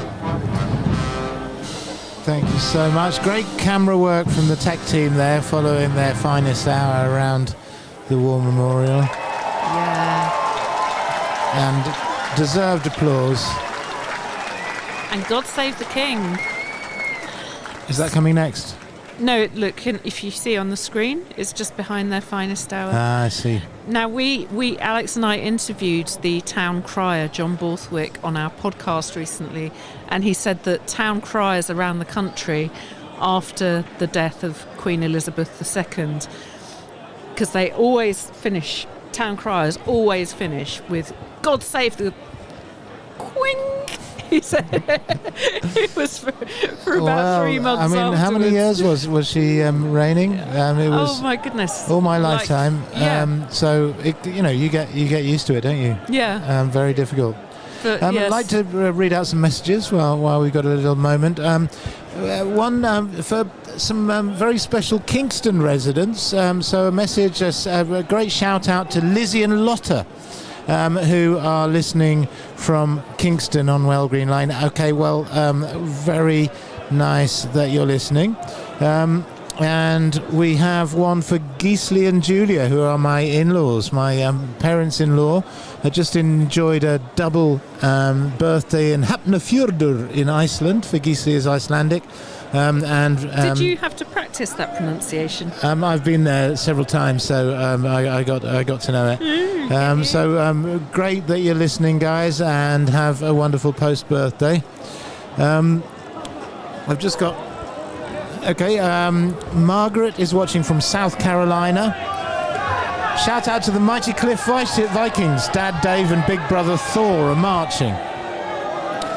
Sue is waving from New Orleans for the second year in a row. Oh, so I was there recently, Sue. Hi, Sue in New Orleans. Yeah, Helen was out there. Just a couple of weeks ago. She had a great time. She told me all about it. Daniel Pook's nephew is enjoying his first bonfire at 10 months old. Daniel Pook's nephew. Oh, well, I hope he's enjoying it. I hope he's not scared by the bangs and the fire. Babak sends love from Tehran. Wow. It's the World Wide Web after all. Kate Collins says hi to family in Oakdale, Wales. Do you want to carry on for a bit? Yeah. Cliff girl Nikki Grimes is watching from Spain. Hi, Nikki. Hi, Nikki. Remember you from school. Oh, really? Yeah. Good morning to husband Jack, who is carrying the barrel for Borough from your wife and babies in Australia. Oh, there you go. And Lee says hello to Jenny Haynes in Seaford. Yeah, and Seaford. He spells it SEAFUD.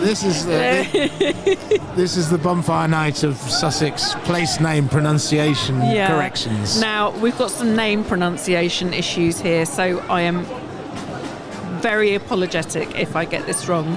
But there's a shout out to sisters Ife and Awaino watching in Canada. Okay. I've probably completely messed that up. Ife and Awaino watching in Canada. You'll know who you are. But the sentiment is there, even if we got your names a bit wrong. Keith is watching from Canada, and he says hi to cousin Gavin. Rosie's watching from New Zealand. I love this. All over the world. Says hi to cousins Karen and Georgia.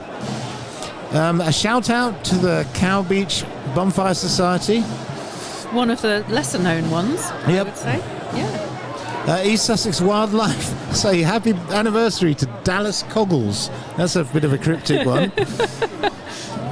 George Baker is sending a shout out to Martha Buxton. She should be marching with Borough. I don't think I'll read the rest of it. Okay. If she's feeling better. I want to say a thank you. I was in Waitrose yesterday, and I was about third in line at the checkout, and the lady on the checkout, who I go to Waitrose nearly every day, it's my corner shop. I don't know her name, but anyway, I see her nearly every day, and she was saying to the customer that she was serving, "Oh no, you don't have to go out for Bonfire. You can watch it on Rocket FM on YouTube. It's brilliant." And I said, "Oh, I'm one of the presenters of that." And she said, I've been telling everybody about it all day. I watched it for the first time last year and it was so brilliant. Fantastic. So whether you're in Tehran or Seafood, this is your show. Or Lewes Waitrose even. Okay, next Bonfire Boy, Nathan Tom says, good luck to all Bonfire Boys and girls from Sheffield. Whereas Tom and Holly, ex-Waterloo, thank us for live streaming, and that's from Newcastle. A shout out to Uncle Morris, who's 95 years old, watching at home in Lewes. Love Wendy and Carl. And hi to Waterloo and Borough from Josh. A shout out to Team Carter Summers in Seaford. We're getting a lot of Seaford today. And Vegas remembers his late mum, Marion Weeding, who was a life member of Commercial Square. It was her favourite day of the year. And isn't it the favourite day of many people's year? Of course it is. A shout out to Guido's mum, Hannah, in Munich. And Guido is my friend, Guido Muller, who has been staying with me. He is a friend I met about 10 years ago. He came to Lewes and he got hooked on toads, and now he is in the International World Championship Toad team. He has been a Dwyle flunker, and this is his first bonfire night. So that is Guido Muller, and a big shout out to his mum Hannah in Munich. Duncan Nifton says hello to Waterloo from the Isle of Wight, and Jilly says hi from Northumberland. Hi Jilly. I've met Guido. He's a great guy, a lot of fun, but what I can never forget about Guido is his creepy toad's purse that he wears around his waist, which looks like a sort of mummified toad. It's disgusting. You've mentioned this about 10 times. You really are horrified by that toad, aren't you? I'm really disturbed by I think you might have got rid of it. Anyway, I'll make sure that he doesn't. Well, he's not carrying it the next time that he sees you. Thank you. But it's great to see somebody from foreign climes enjoying our Lewes customs. Toads, for those who don't know, is a pub game where you throw a brass kind of disc, which is just larger than a tuppenny bit, but much thicker. And you throw it in onto a leaded board with a hole in the middle, and there are various different point scoring things. And it's a game of great precision, and played with great passion in Lewes and more in Brighton. Dwyle flunking defies description, and I'm not going to even bother, but look it up. No. DWYLEFLUNKING, and that's the Sussex spelling. There are alternative ways of spelling it in Norfolk. And it's got its own Wikipedia page, Dwyle flunking. It's a very complex game. I had mentioned that I worked at the Lewes Arms for a bit earlier, and one of the rules is that the Lewes Arms team always wins. However, Alex recently uncovered that this is a complete myth. Yeah, no, I read the rules, and there is no such rule, and it is an apocryphal rule made up by Lewes Arms team members. Yeah. I don't think even the umpire knows that it's not a real rule, and the Lewes Arms indeed does always win. Yeah, absolutely, and rightly so, because it is the spiritual home of Dwyle flunking.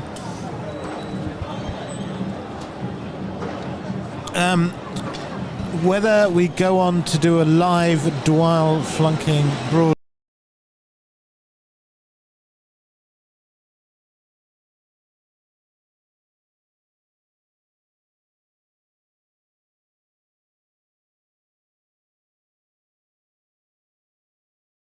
And you get extra points if you hit a child or a pet or a musician or indeed a member of the Lewes Arms staff.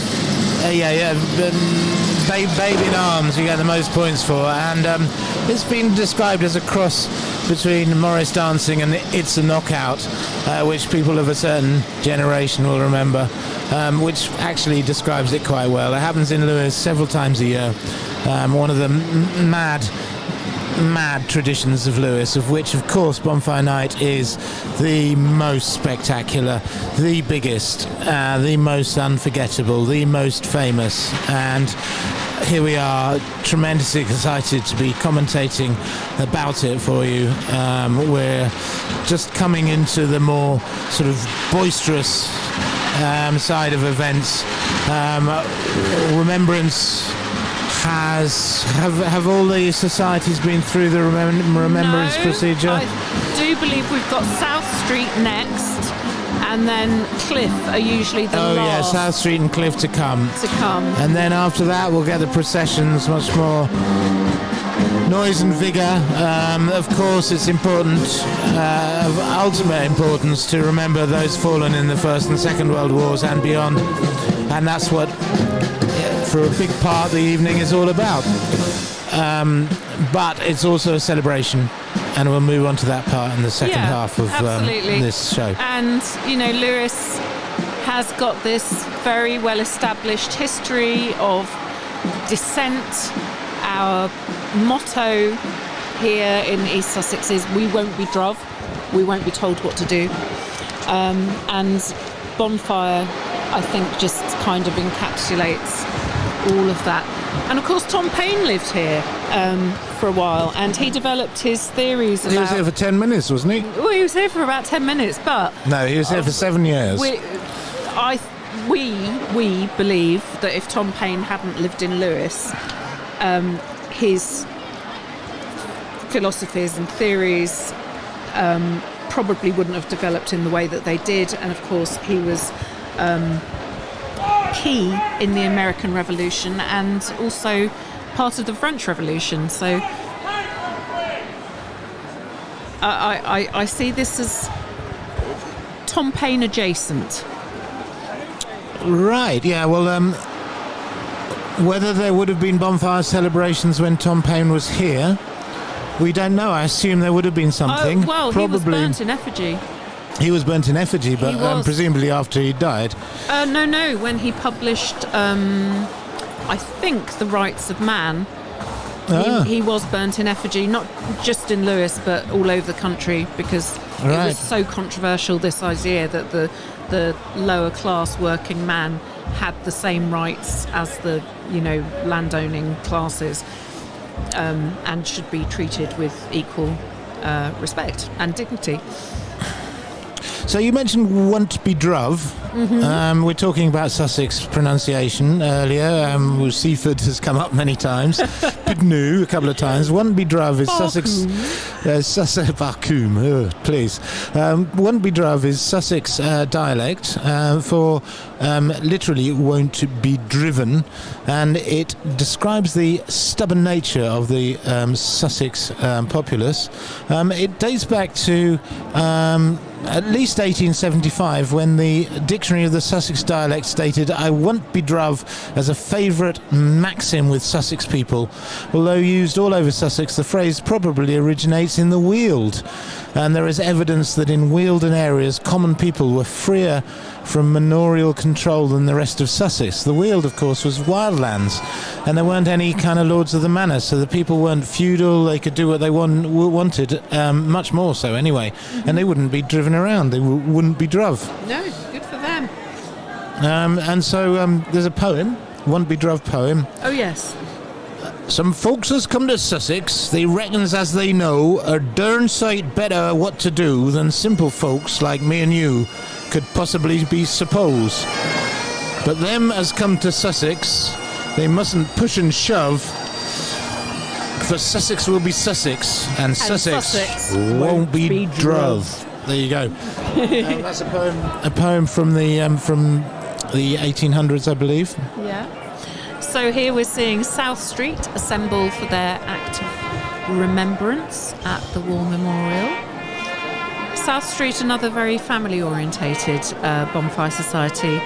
They tend to have their bonfire and firework display a little bit earlier than the others, so that many of their younger members can attend.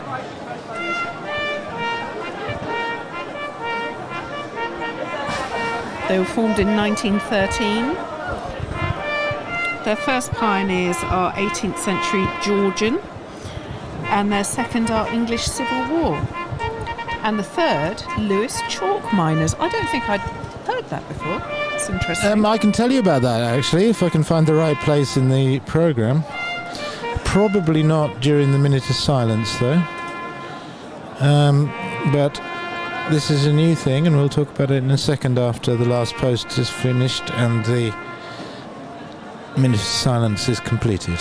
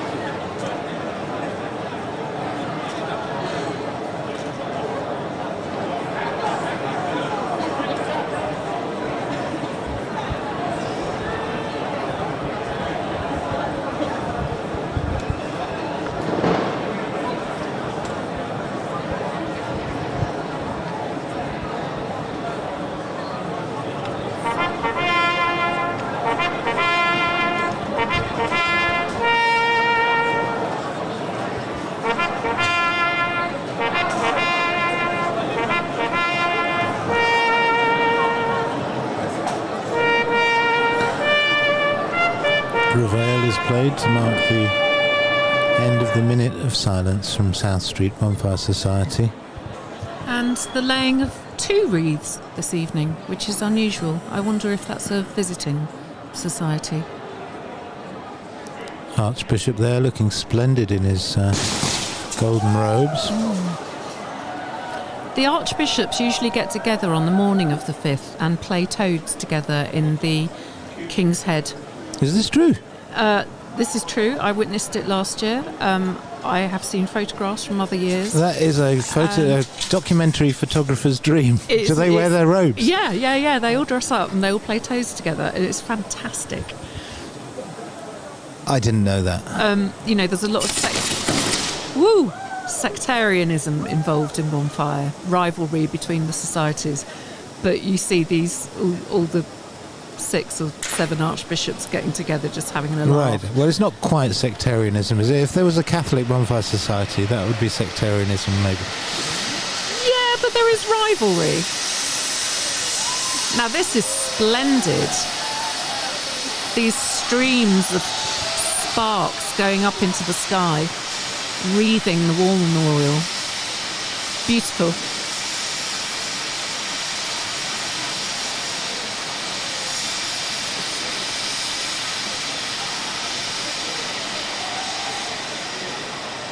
Very beautiful, very moving.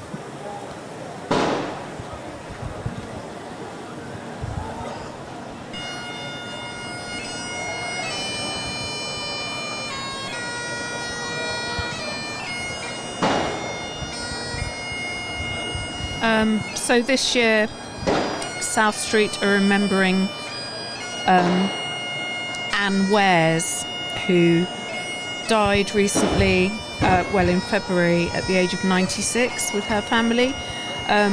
Her support for South Street spanned many decades. She was a familiar and much loved presence at many society events, and she helped the society an awful lot with their fundraising and events. So they're remembering her tonight too.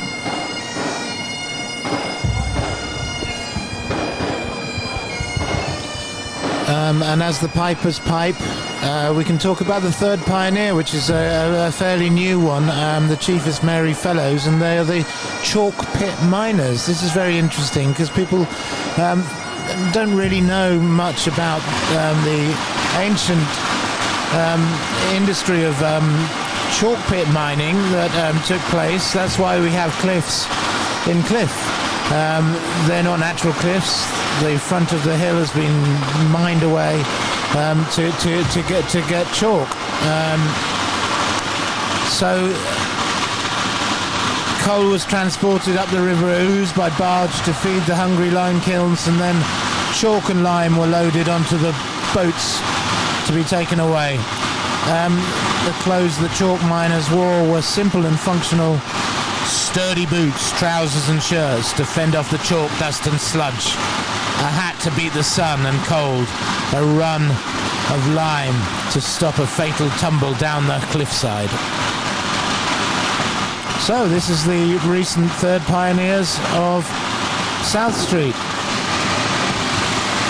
There's some Chinese crackers going on. Tremendous noise. The noise will increase as the night goes on. Plenty of them, but we've also got a glimpse of South Street's Tableau there. Now, they always do a kind of, as I said, they're a family-friendly society. They always do a kind of child-related tableau. Yep. And this one looks to me like Snoopy and Woodstock. Woodstock is Woodstock, yeah. The little bird called sleeping named after the festival, presumably. And Charlie Brown hanging out at the front. So they're just pulling that up the high street now. Okay, Charlie Brown and Woodstock. Is there any reference? Is there any political reference to that, or is it just a child-friendly? Traditionally, South Street always do a sort of child-friendly tab. Last year it was the Mr. Men. Is it child-friendly to blow up children's cartoon heroes? And I'm not sure whether children now would be that familiar with Snoopy, actually. Interesting. I mean, he was certainly around in my youth. Right, yeah.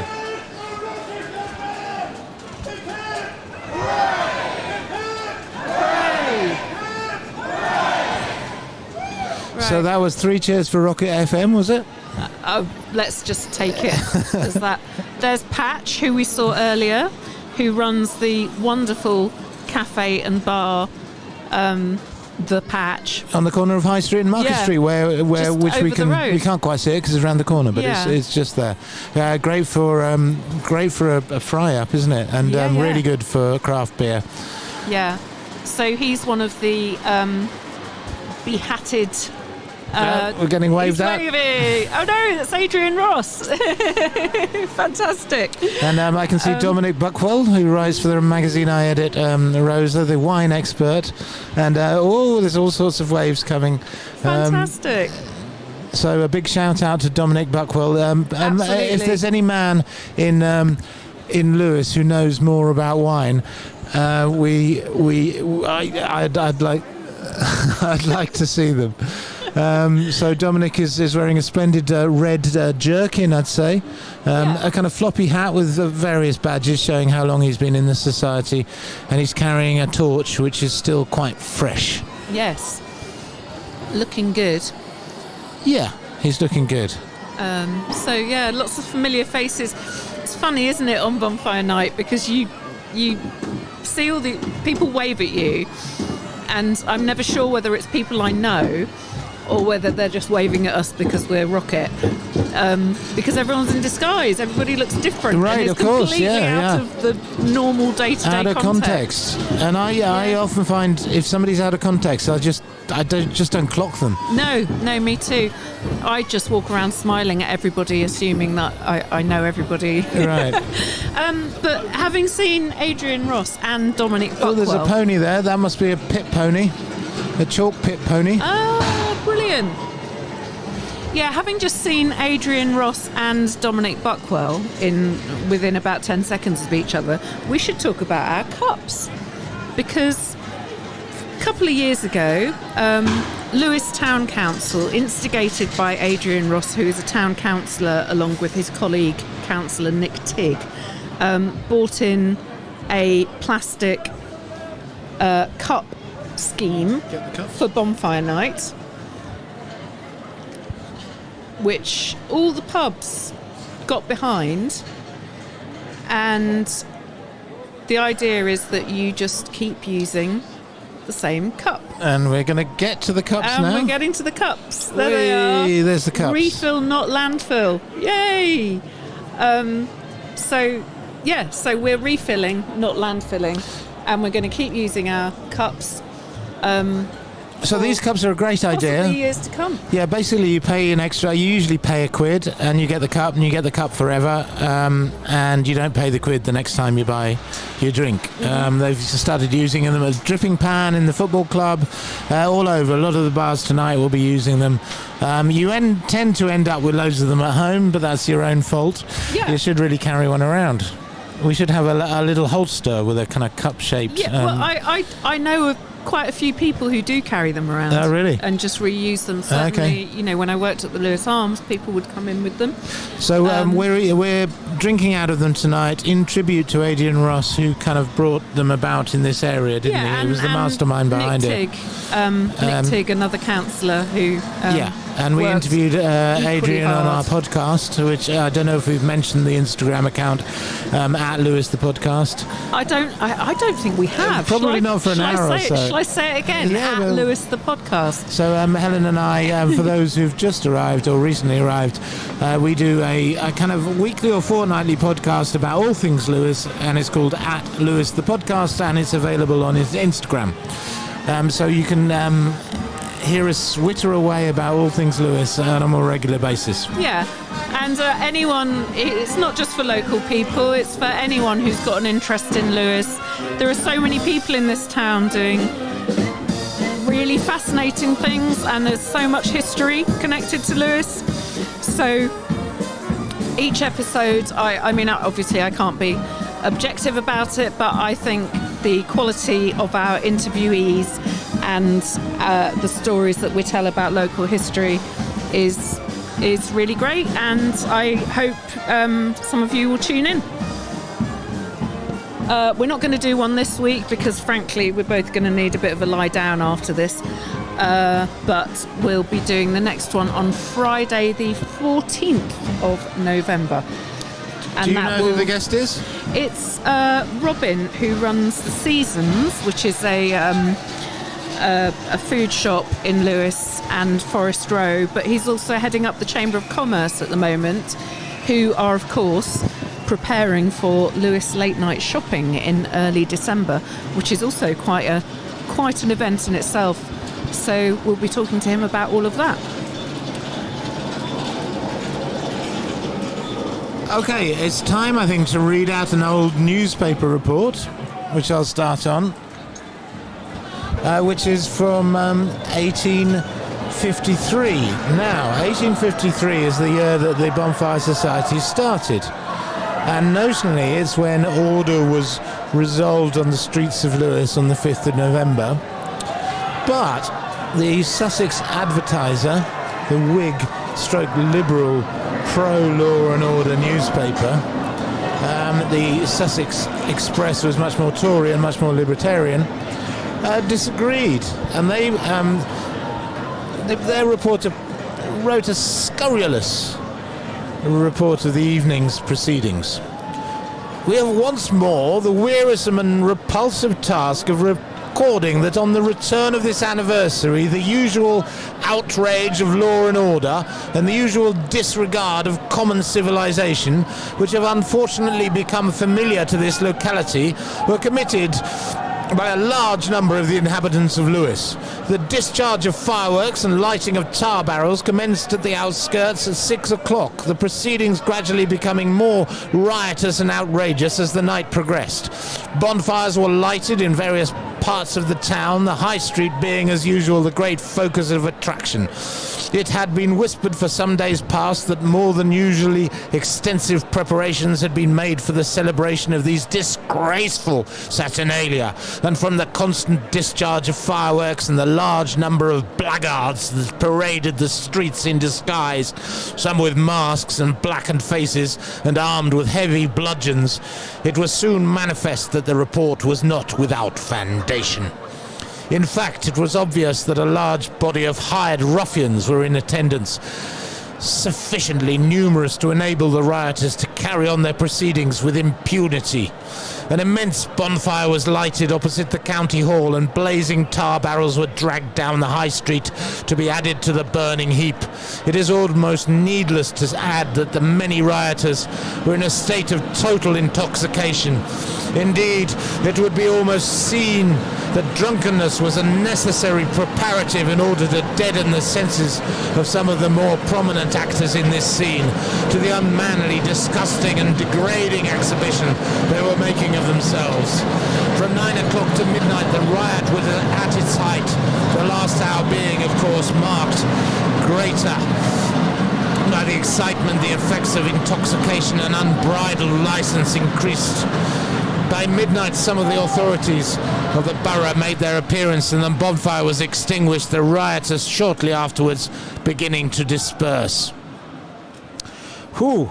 So that was Bonfire Night in 1853, supposedly the most orderly one, the first orderly one in modern bonfire history, not according to the Sussex Advertiser. But do remember that the Sussex Advertiser was a liberal Whig newspaper which wanted to ban bonfire entirely, so that report might be entirely biased. Unfortunately, I couldn't find one from the Sussex Express, the Sexpress, on the same in the same week.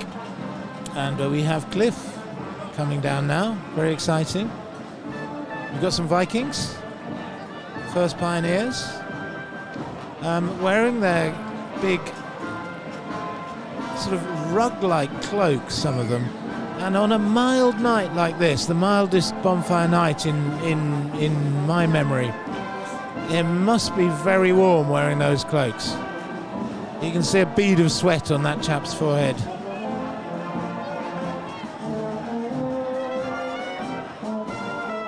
Okay, so the band come past.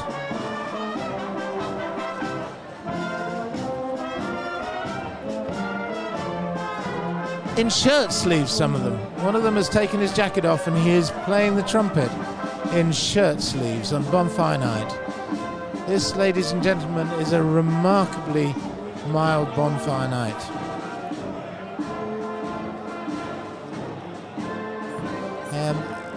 Yellow Submarine is being played as the Vikings. There was a large number of Vikings, a horde, I think is the correct word, of Vikings.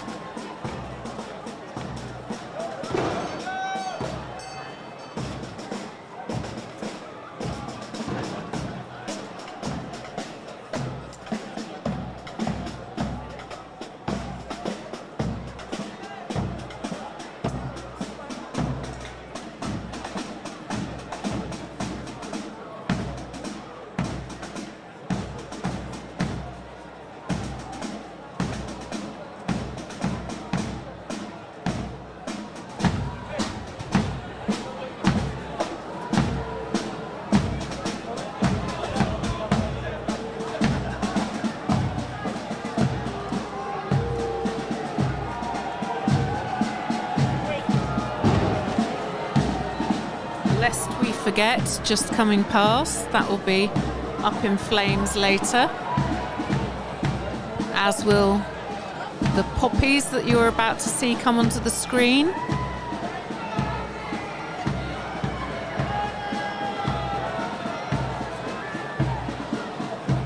So it is, I think, at this point that we can say, in honour of Rupert, former presenter of the audio version of Rocket's Bonfire Night coverage, and here they come, the mighty Cliffe. I've just taken a commercial break there, and you said exactly the same as you were saying when I left. Yes, so well, topping and tailing the tail. Clearly, I thought the end of South Street was the beginning of Cliffe. It's all very confusing. But anyway, here they are. And the mighty Cliffe, they are mighty, aren't they? They really are. It really is a powerful bonfire society. I think they obviously are all mighty. It goes without saying, but there is a particular sort of brand of mightiness that Cliffe portray.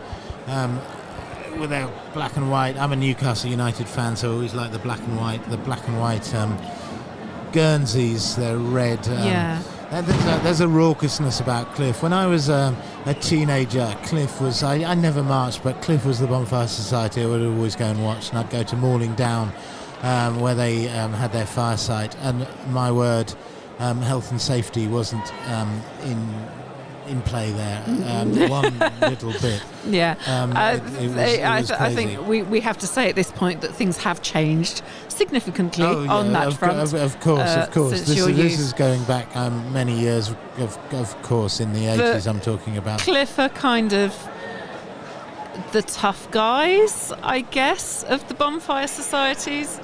They don't take part in the Grand United Procession later on this evening. They do their own thing down at the east end of town, which was where Cliffe Village originally was. And their motto is Nulli Secundis, I think. Is that right? Nulli Secundis, second to none. Second to none, yeah. Which they believe themselves to be. I mean, it's controversial that they don't march with the rest of the procession in the Grand Union. Yeah. It must be said. You'll see. Well, we've just seen the back of it, in fact, but you'll see that they carry a banner, and most people from Lewes will know this, that says "No Popery," and they insist on carrying that banner. And through that insistence, they have decided to march alone and not with the rest of the other bonfire societies in the main procession, the Grand Union. Yes. It's very interesting. I am engaged to be married to a practicing Catholic who used to live in Lewes, still has strong connections here. I mean, obviously because of me, but also because he has a son here, so he quite often attends Mass on a Sunday in Lewes. And I think his perspective on bonfire as a Catholic is very interesting because he's not opposed to it at all. He thinks it's wonderful. Well, it must be said, it's not to do with contemporary anti-Catholicism. It's historical, isn't it? Yes, it's traditional. Exactly. It's not the Pope, it's a Pope. Now we've got the last post playing again, so we're going to quieten down for Cliffe's minute of silence.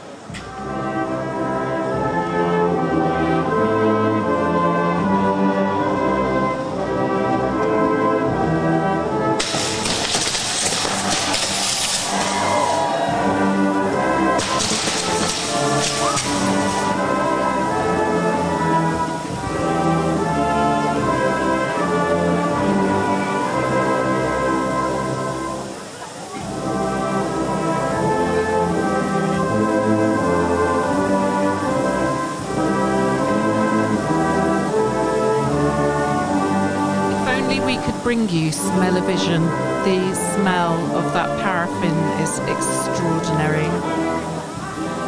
Cliffe, always quite a dramatic moment at the War Memorial.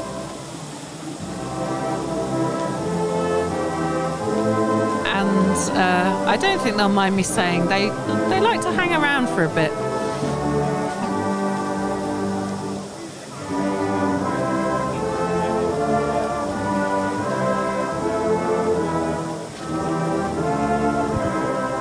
Lest we forget, the poppy in front of us reads 1918.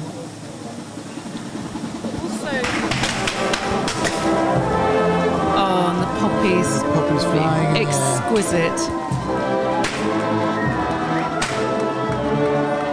That was a magical moment as the poppies flew into the air. They're still flying around. So great that it's a mild evening, isn't it? It's just a beautiful touch. As a long time resident of this dwelling, I should warn Kirsty and Louis that they will be cleaning up those poppies from their floor for several months hence. Get in the windows. Absolutely. Now, Cliffe have had quite a few sad losses this year, so they're also remembering Martin Keogh, who joined in the early 60s, Dave Bell, who died in February. He'd been a friend to so many in the Cliffe, and a really dedicated member of the society. Also to Mary Bassett, who was a lifelong bonfire member, starting with Lewes Borough before moving to the Cliffe in the early 80s with her family. And also Danny Minikin, who was born in 1966, so just, 59, quite young. Familiar from my school days. Right, okay, yeah, similar vintage to you. They've lost a few really valued people this year, Cliffe. Okay, we've got a lot more shout-outs. We've got loads. We've fallen behind. Hello to Edna Oakley from Devon. Richard is watching from Essex. Good evening from Sam and Sophie in Newport, South Wales. Donna sends greetings from Sutton, South London. We need further afield. We have further afield. Jersey sends a shout out to her puppy waffles from Chincoteague Island, Virginia, USA. Chincoteague Island. That sounds great, doesn't it? Cool. Stuart Gustick says to tell his wife Tricia that he loves her very much. Oh, do you want to carry on? Tricia, you're a lucky woman. They're thick and Andrea fast. is loving the broadcast. She's watching in York. Pam Brewer in New Haven says hi to family back home in Wylam, Northumberland. Now, Wylam. You've got something to say about Wylam, haven't you? There's a brewery, Wylam Brewery, fantastic brewery. Yes. It's in Newcastle, rather than, on the edge of Northumberland. Yeah. Coco Collette says hello from Islington. George Baker dearly loves Frank. Oh, lucky Frank, how lovely. Happy 4th birthday to Zane. Beckett Hardy says hi to Mazzy. And Gemma says happy 40th birthday to Dad Kyle, who's in Waterloo. Okay, Stacey White says they are watching from Hailsham Youth Centre. Hey! Fantastic. Big shout out to Hailsham Youth Centre. Hello, everybody. Will says hello to Ali and the Grant family watching from Sao Paulo, Brazil. Fantastic. Wow. Hi, Owen Lee says hello, Nabby and Mummy from Eastbourne. Carrie and Tom Spicer are watching from Canada. Her great-granddad is on the War Memorial. Okay, we might look out for that name later if we've got time. We'll try and find him in the list. Tyler says hello from Richmond, Virginia. Hey, Tyler. Happy anniversary to Rathscales and Gerard. Good pronunciation there, Hel. Makey watching from Doncaster sends a shout out to Skull Drummery, the mighty tub thumpers. Oh, they are brilliant, absolutely. Heather and Frankie, the Superdogs, send a shout out to Hailsham Bonfire Society. A big up to all the St John's ambulance volunteers. Don't know who that's from. Is it the same person? It doesn't really matter. I mean, big up to them. Yeah, big up to St John's. They're doing great work. Yeah. Have been for generations. Carlton MacArthur is watching from Northern Ireland. Gussie O'Connor sends a shout out to her mum Emma, who's been the curator of Lewes Castle for 35 years. Oh, yes, of course. Yeah, we all know Emma. Yeah, and Twiggy from Australia says hi to Robert. Okay, hi Twiggy, hi Robert. Hi, Robert. Great that you're watching in Australia. It must be a different... what sort of time is it in Australia? Oh, God, I don't know. I have a friend in Australia who I talk to quite regularly, and I'm usually drinking a glass of wine, and she's usually drinking a cup of coffee before she goes to work in the morning. Right. Okay. So, yeah, quite some time difference. Love the nurses there. World War I nurses. Okay, yeah. Great costumes. Have we seen any Vikings yet? Oh, yeah, the Vikings went past. I think you were taking a break there. Yeah, the Vikings went or past maybe at the beginning, first pioneers at the beginning. They'll march past again, though. I always tell this story. I was first taken to Bonfire Night in Burgess Hill when I was a child, I don't know, 7 or 8, something like that. And Cliffe and their Vikings absolutely scared me to death. I was so upset I could not stop crying. My parents had to take me home, and whenever I see them now I still get just that little visceral sense of like 7 or 8 year old me being terrified of these. Wow. So that's why you moved to Lewes, is it?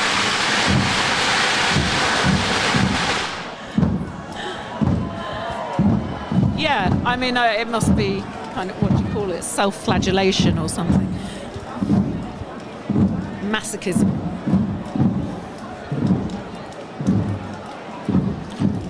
There are so many Cliffe smugglers, aren't they? Yeah, it's such a big society. They just keep on coming past with their red hats, their black and white Guernseys, their red neckerchiefs.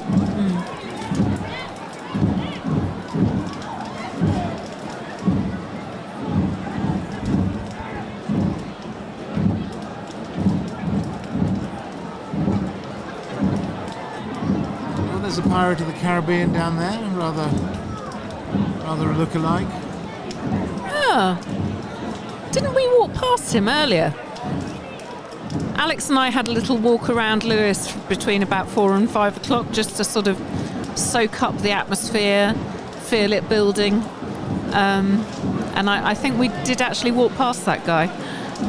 You're getting waved at? Hey. Many members of Cliffe, which is nice.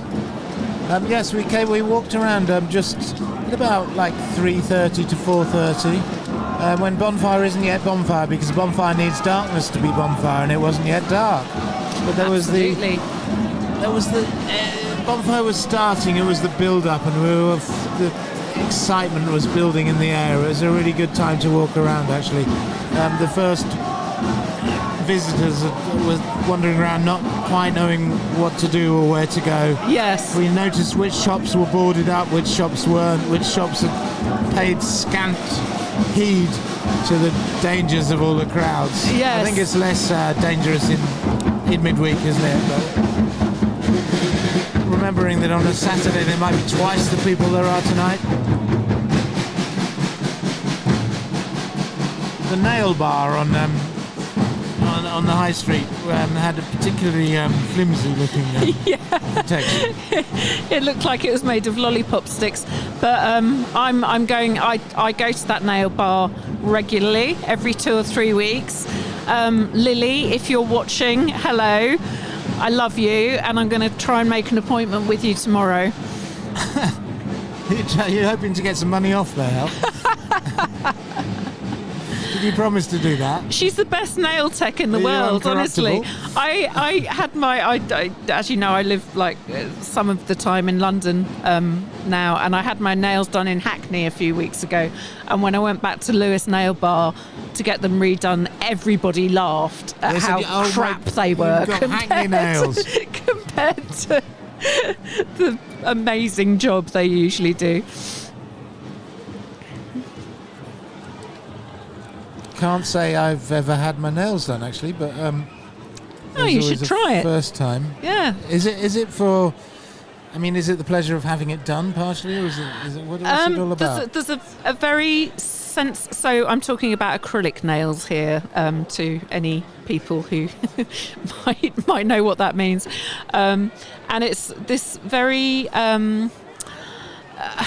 ASMR, like very sort of sensory process of having the existing acrylic, because obviously it grows out as your nails grow, kind of almost sanded off with a little machine, and then a new layer of this kind of paste that they put on that's almost like cement, and then they file it all down and then put your new colour on or whatever, and it's a really enjoyable hour of just not really having to think or say or do anything, and then you come out thinking, oh, I've got really lovely nails, how great. The First World War nurses are madly waving at us, not knowing that you're talking about your nails, Helen.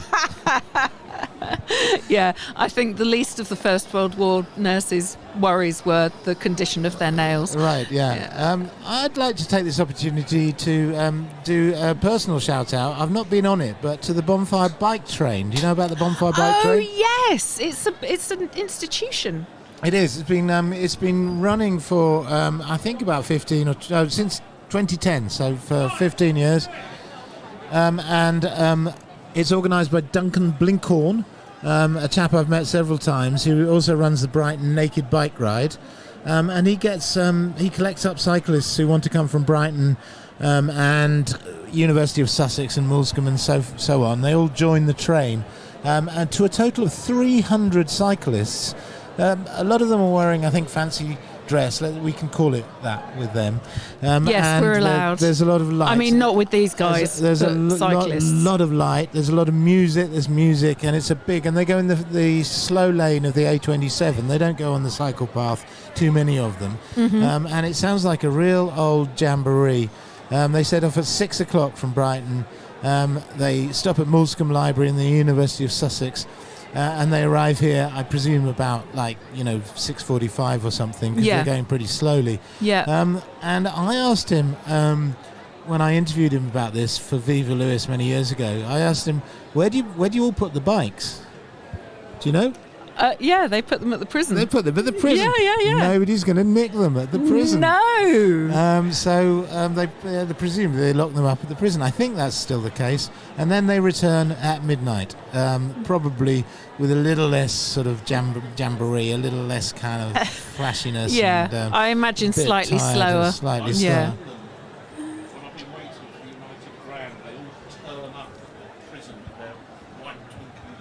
Okay, Steve has witnessed the arrival of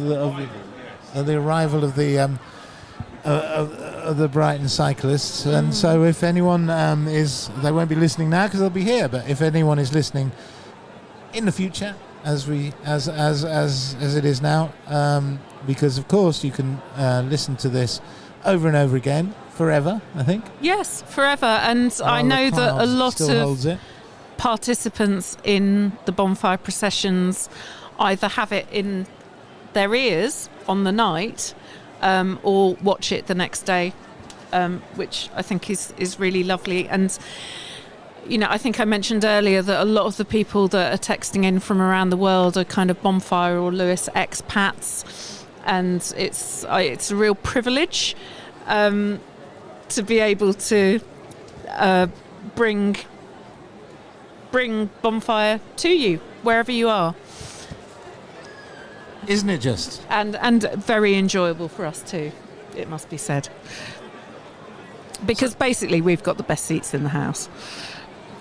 And so we have another hiatus. The nurses are still there. They're looking like something is about to happen. They're looking sense the expectation aren't in they? their faces, can't you? Yeah. Cliffe, they do hang around. They do like to make a very dramatic display of their presence at the War Memorial. And there is a Napoleonic, or would it be Nelsonian figure next to the nurses? I'm not sure. He's got a bicorn hat and some very fancy frogging on his I like bicorn, less jacket. used than tricorn, but you're right, a bicorn hat. It's a bicorn hat, yes. Did you know that male mares wear bicorn hats and female mares wear tricorn hats? I do now. You do now. I'll never forget that. I used to work for the Mayor of Eastbourne. I know this stuff. So here are some of those guys that scared the hell out of me when I was little. Beautiful heat coming off the crosses that are commemorating the Protestant martyrs who were burnt just metres from this spot.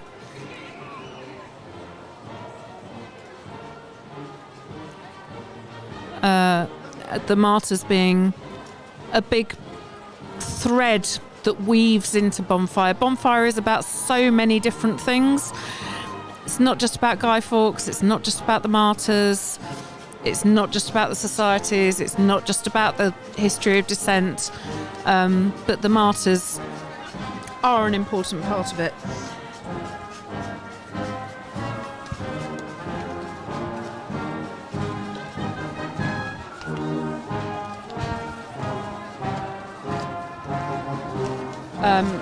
And of course they were Protestants living under the rule of Bloody Mary, Mary the First, who was of course a Catholic.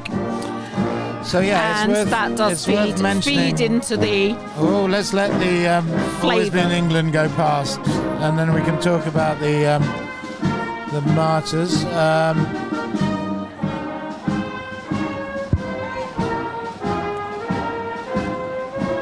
Well, in Bloody Mary's reign, Queen Mary the First of England, who reigned from 19th of July 1553 to the 17th of November 1558, who was sort of oversaw the Marian or Marian persecutions, in which Protestants were burnt if they didn't convert to Catholicism.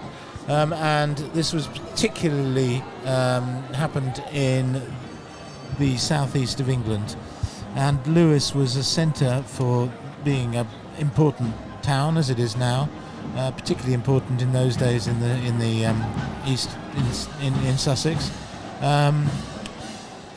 17 Protestant martyrs were burnt between the 22nd of July 1555 and the 22nd of June 1557. So this was in, it wasn't just in one burning. There were, I think, 4 or 5 different executions.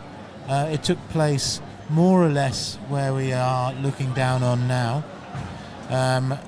And it all started on the 22nd of July 1555 when a Dirk Carver from Brighton, a brewer, was burnt. Just him on his own. He was the incumbent of the Black Lion in Brighton, which is still there. Right. Okay. You can imagine your barman getting, burnt. Yeah. I mean, how horrific would that be? I know that it's different times, but still, watching somebody burnt in front of you, and I imagine that a lot of people would be I mean, these things were well attended, and the public were not necessarily there to celebrate. A lot of them would be there to would be horrified, but would feel the need to go there. So that was on the 22nd of July 1555, and on the 22nd of September the same year, Thomas Cobb from Hailsham and Anne Wright from Hailsham, Thomas Cobb a labourer, Anne Wright, we don't know what she did, they were burnt, two of them.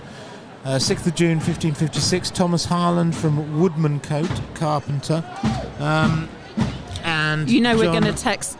Oswald from Woodmancote. We're going to get a text telling us it's Woodmancote. A husbandsman, like a farmer, alongside Thomas Reed from Ardingly, and Thomas Avington or Ewington from Ardingly, were burnt on the 6th of June 1556. It's important to continue this list, but we'll do it after It's Always Been in England has passed by underneath us. Absolutely.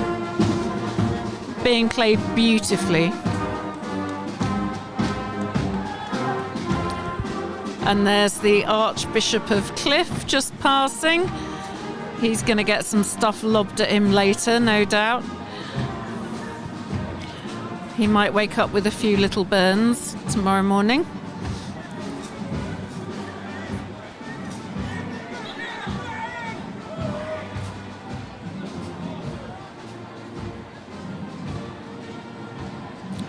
Right, here's a banner about the Lewes Martyrs, so I think it's the perfect place to carry on. Carry on, yeah, okay. And then there was one burning of 12 martyrs, I believe. 1, 2, 3, 4, 5, 6, 7, 8, 9, 10 martyrs in June 1557. 10 people being burnt in one occasion. Imagine the horror, the smell, the terror. And I'll tell you where they were from and the names.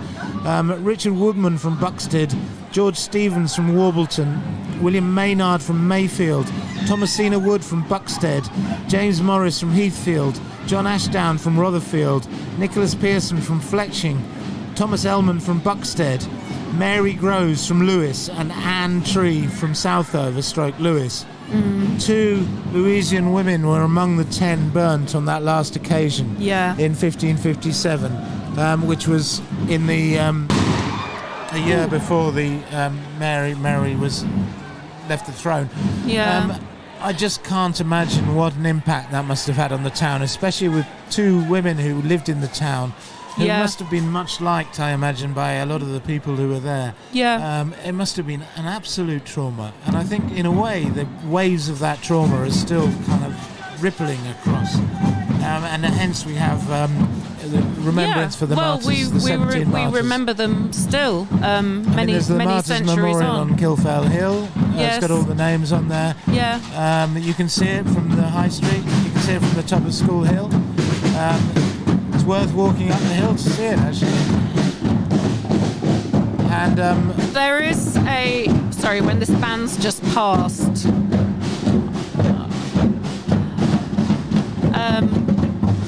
I should say there is, at the top of St Nicholas's Lane, there's an Audioways QR code, which is local historian John Bleach talking about how this spot exactly in front of us has always been a place of ceremony. Now, his contention is that there are earthworks on the top of Morling Down, which can only be seen from here. So they were put there specifically because this place was special. You mean barrows? They're called the Camel's Humps. So they're kind of these humpy. I guess they are all barrows, I suppose. And then, yes, of course, the Martyrs. There was a church here, St Nicholas's Church, for many years. The bell from St Nicholas's Church, Old Gabriel, is now in the Market Tower. Then there was a lamppost for a couple of years, lots of surviving photographs of that. And now the War Memorial, which is this... which is the centre of the remembrance part of exactly, Bonfire. And Remembrance Sunday itself, of course, and very much the centre of town and an icon of Lewes. It's really, really worth going to the top of St Nicholas's Lane and scanning that QR code and listening to John Bleach tell the story, Right, okay. because he tells it much Tremendous better fellow than John me. Bleach, by the way, with his great moustache and figure that you see around Lewes. What a nice chap. He's amazing. He's amazing.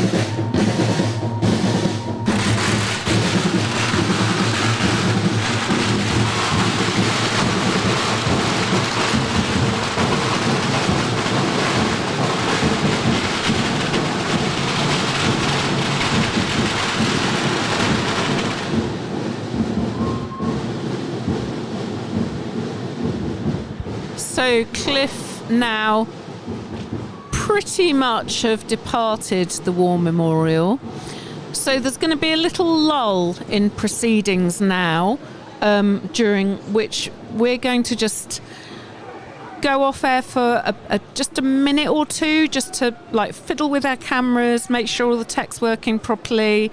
You won't miss anything, because nothing's going to happen until the Grand United Procession comes down in about, who knows, I don't know, 10, 15, 20 minutes.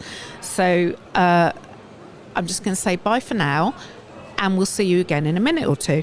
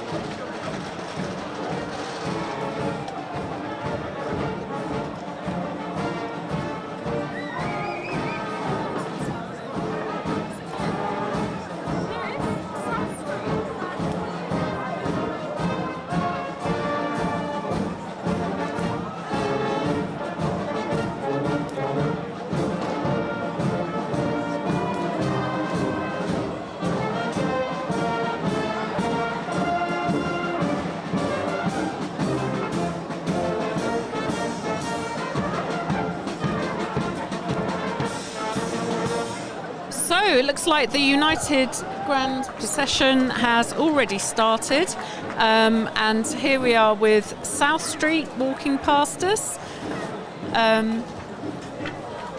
Obviously, as we said earlier, they have quite a... Oh, bang bang.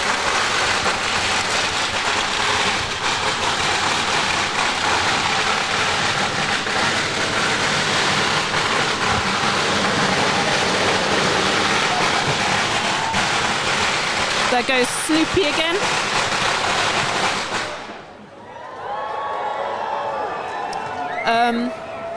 Yes, as we said earlier, they have quite a family-friendly affair, so they're usually the first to come back, so that they can get going earlier at their fireside. We've got loads and loads of shout-outs, so we're going to try to catch up with them. Hello to the Toads of Plumpton Green, whoever they may be. Violet says hi to Yaz and Jack marching with Newhaven. A viewer in Pershaw, Worcestershire, wants to say Rocket is doing an amazing job. Whoa, thank you. Alan Beasley says hello from Blackwell in South Warwickshire. Keith Locke says hi from the Lincolnshire coast. Gary O'Brien is watching from Tennessee. Hey, I love it when they're from so far afield. Lynn Keeble says hi from Berkshire. A shout out to the Hunt family. Hello to Les watching from Munster in Germany. A few firecrackers and a shout out to Griffin and Michelle from Windswept Whitstable. That's a tongue twister. Ginny says hi from Burgundy. Evelyn Charmer in Sheffield. Mrs. Lewis Madness. Well, you've got it on YouTube today. Rocket FM. You can watch the madness as it unfolds in front of you. The No Dig allotment in Yorkshire says this broadcast has become a yearly tradition. Well, fantastic. No Dig allotment in Yorkshire. Keep on watching. We love you. We love you. Jay from Barrowford, Lancashire has a broken arm, so couldn't make it, but obviously is watching it tonight on Rocket FM. Jay from Barrowford, enjoy. Lewis Jones sends a shout out to daughter Peggy. And finally in this round, Scott sends a shout out to the Phoenix Drummers. I don't think they're this lot, but I'm sure we'll see them at some point. We've got a couple more. You read them, Helen. So somebody says hello to Karen. She retired as a police fire liaison officer and is now watching from the comfort of her sofa. I imagine with a massive sigh of relief. Yeah, I don't have to do that. And Jordan says, see you Sunday to Louis, Emma, Theo and Callie. I also want to say hi to Pete Richards of Richards Butchers, because I know they always have us on in the shop as they're selling their absolutely marvellous pies and sausage rolls. And I'd like to give a shout out to Rick Ruck of the 1980s band Rick Ruck and the Longmuck Vickers, who I understand is watching this from Gloucestershire. Hey, Ruck. Oh, and also a hi to Jim from the Lewes Print Centre. I was doing an event recently and I had a lot of printing to get done at very short notice, and the Lewes Print Centre were absolutely fantastic, did a beautiful job, and Jim told me that he'll be at home tonight watching our live stream. So hello, Jim, and I'll try and give you more notice next time.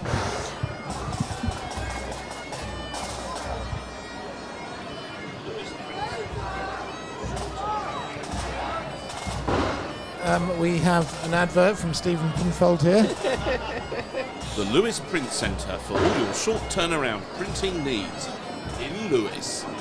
And I'd like to do a big shout out for Le Bureau as well, another fantastic printing centre just around the corner. Yes, very marvellous. Also, always very supportive of Artwave, which used to be my gig.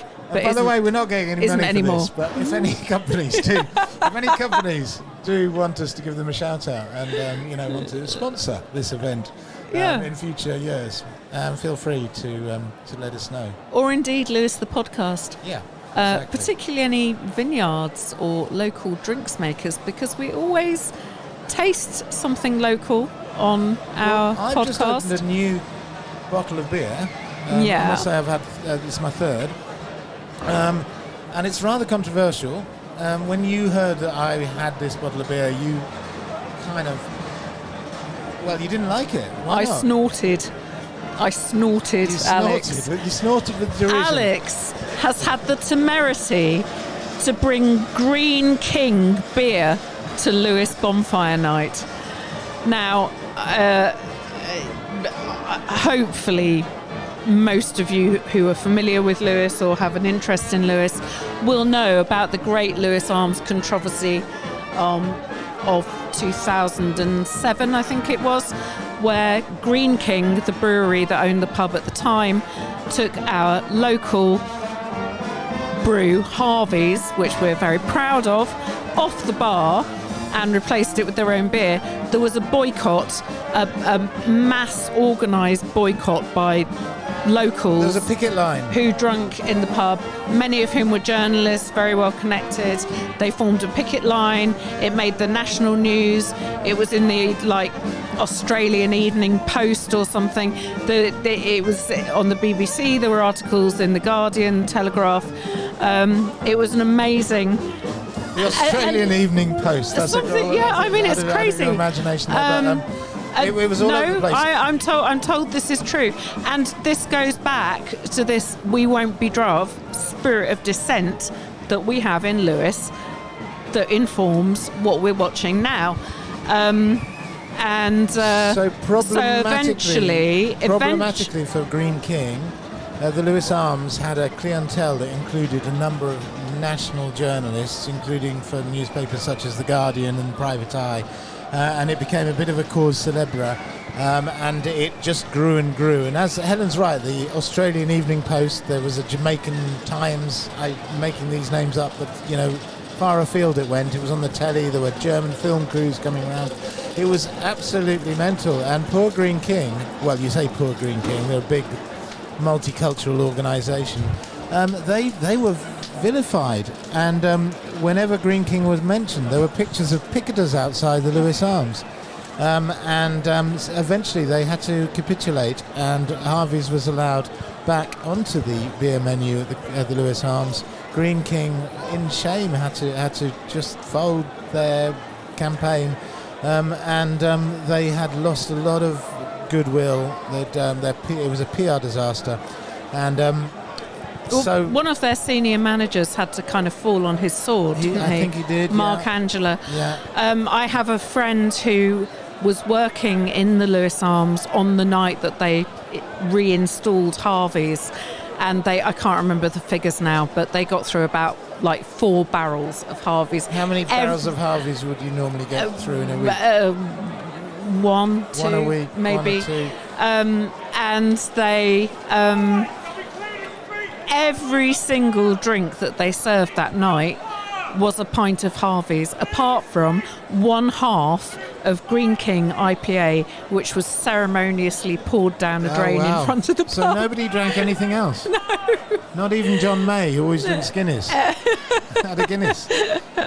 Well, maybe there's a little bit of, embellishment to the story. But anyway, essentially, Alex, I cannot believe that you have had the chutzpah to bring Green King to Lewes Bonfire. I came here on the night. 2:15 bus or the 2:25 bus, 123 from Newhaven, passes through my village, Kingston, at 2:25. I got to Lewes in order to buy, and I had a menu. I wanted to buy a litre of Bonfire Boy from Harvey's shop in Cliffe High Street. I wanted to buy a litre of old and a litre of bitter, so I could make the classic beer cocktail, which is nicknamed Mother-in-Law, i.e. old and bitter. I hate that. And I know that you hate that, and rightly so. It's a bit Les Dawson, let's face it. It's deeply, deeply sexist. And the mixture of old and mild is known as a father-in-law. What? Men can be just Let's just swap it. Should we just swap it? Anyway, I wanted to have that kind of concoction and the Bonfire Boy, but unfortunately I got to Harvey's and it had already shut. Shut at 2, I got there at 2:30 or 2:45. And what could I do? The only place I could think of going was Waitrose. I went to Waitrose and I thought, I need some bonfire-related beers. And I saw Abbott.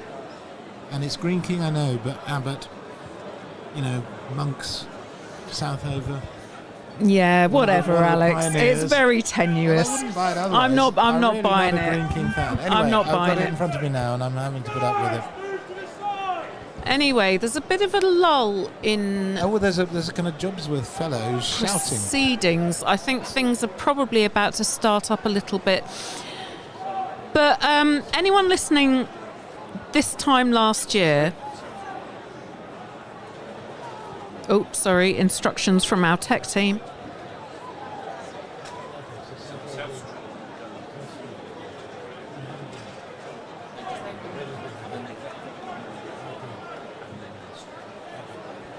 Okay, so anyone listening to or watching this time last year might remember that we had a rather well-oiled rock star on the show who did an amazing performance in my living room, which was one of the most surreal moments of my life.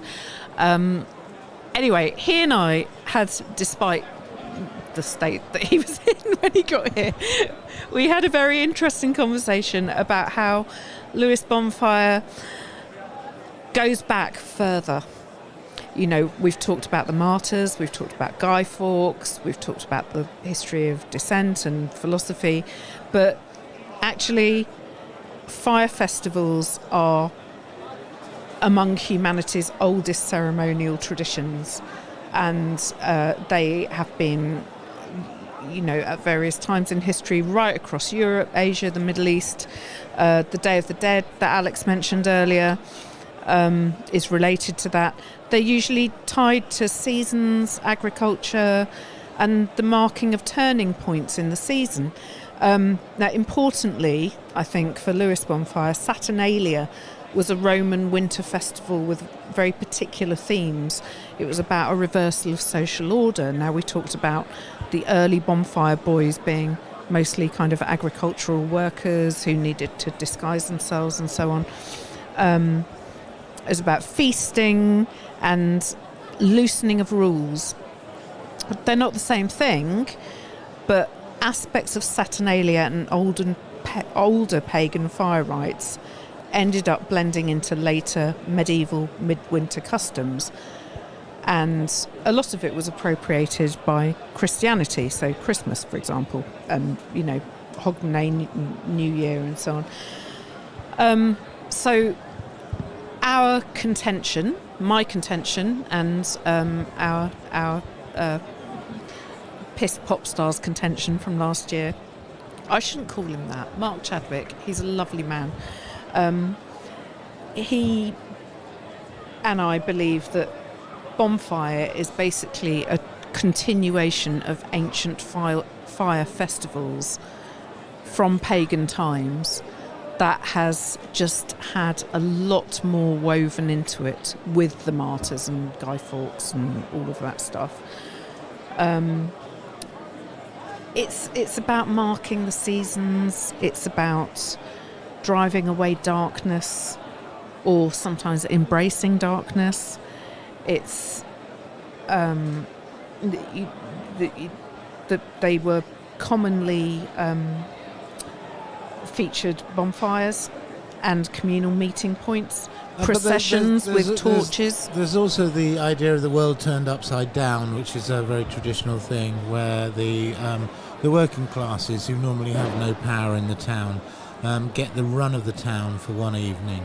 And that was very much the case in the 1800s and probably way before that, actually, in Lewes. Yeah, and it kind of goes back to the Lord of Misrule, doesn't it? Exactly, yeah. So the Lord of Misrule was usually a lower class person who was nominated to be in charge of the kind of anarchic celebrations. And I think that is essentially what this is all about. Yeah, and I was talking before about the 1840s when it all got out of hand. There are descriptions of the rockets that they used to use in the newspaper, and the rockets, they said, was the width of a man's fist. Wow! And they were explosives encased in tin and in a tin can and lit and thrown, and basically they were bombs, and they were thrown through the windows of the enemies of bonfire. And there was an example of one of such rockets going off in 1846, I believe, that was so powerful that it shattered 13 window panes of a shopkeeper called Mr. Hoggett, in Cliffe High Street. Oh gosh. So one bomb, 13 window panes. You can imagine how powerful that is. The rousers, the rookies of nowadays have got nothing on those things, and thankfully so. Interestingly, I was looking further into the history of Bonfire Night after that, and I realised that the same Mr. Hoggart was fined several shillings for throwing rockets himself 2 years later in another Bonfire Night, even having lost 13 panes How of window in interesting. an attack. So, what went round came round. Maybe he was throwing it at the windows of the person who threw it at his, who knows. Wow, that's interesting.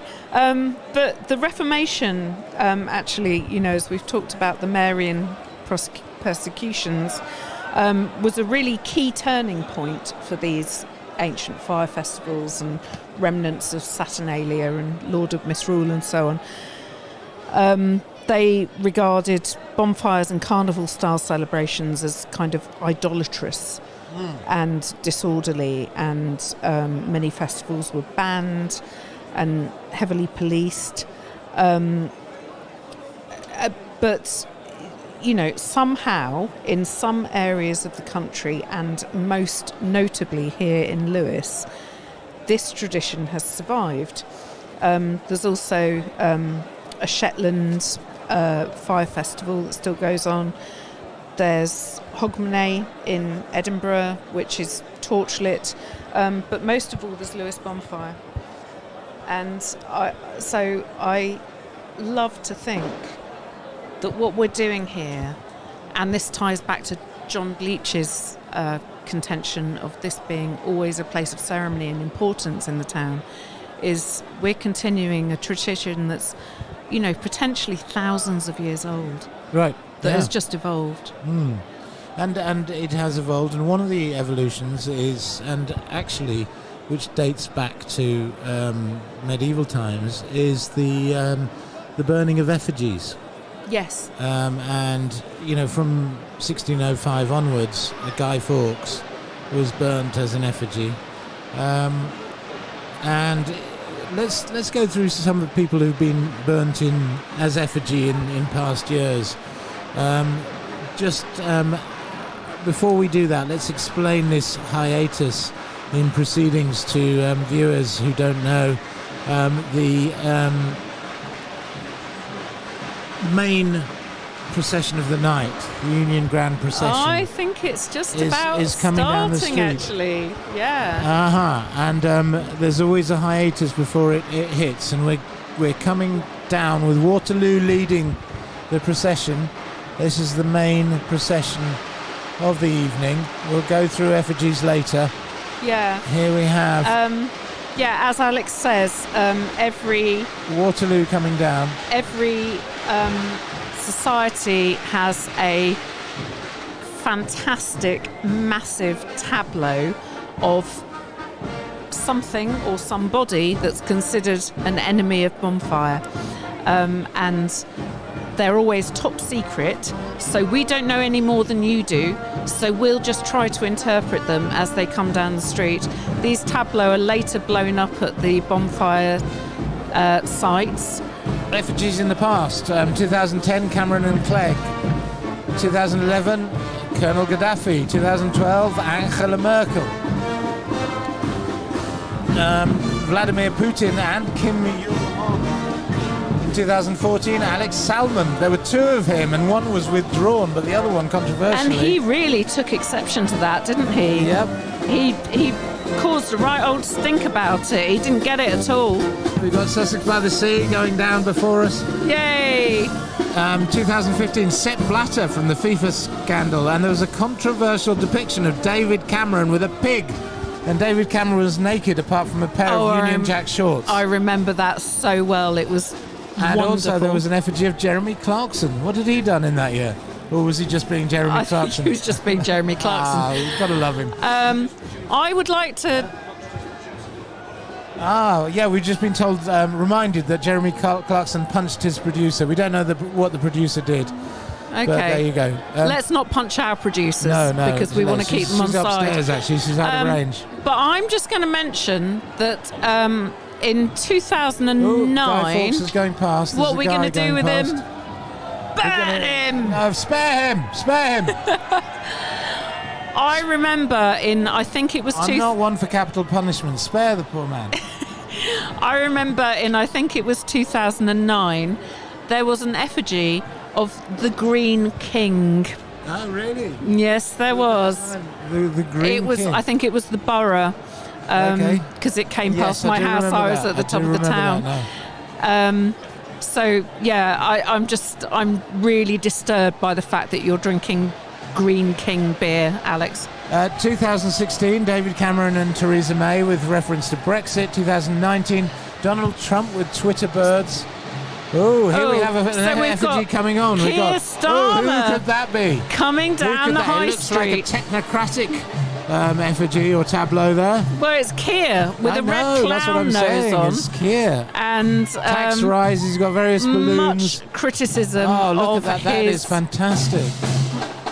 Captain Hip Hop Flip Flop. current- Captain Flip Flop. He's got balloons current coming out of his head. performance So there's the first. as Prime Minister. Effigy from That was Waterloo. wonderful. Keir Well done, Starmer. Waterloo.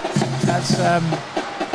We would have expected Keir Starmer to be an effigy, the most unpopular Prime Minister since records have begun, I understand.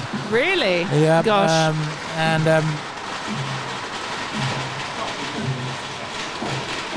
I believe more than Liz Truss. Mind you, the similar things were said about Margaret Thatcher in 1981, and look what happened. Other effigies, we just had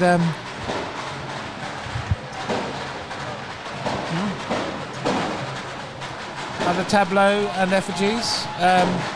Boris Johnson, Vladimir Putin, and a COVID-themed effigy in 2022. 2023, a bad year if you're a Tory for tableau representation, or a good year. Liz Truss, Rishi Sunak, Jeremy Hunt, and Suella Braverman. Is your name Jim Naughty? It wasn't just Jim Naughty, was it? There was another one. Two people did it. I just did it by accident. Easily It's an done. easy No, you slip. didn't do it by accident, Alex. I looked at your notes. Mr. Hunt.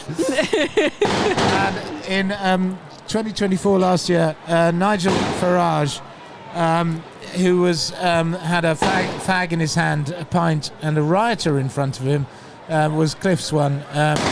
And Paula Vanellis, the former post office CEO, was another one, and maybe that was 2023.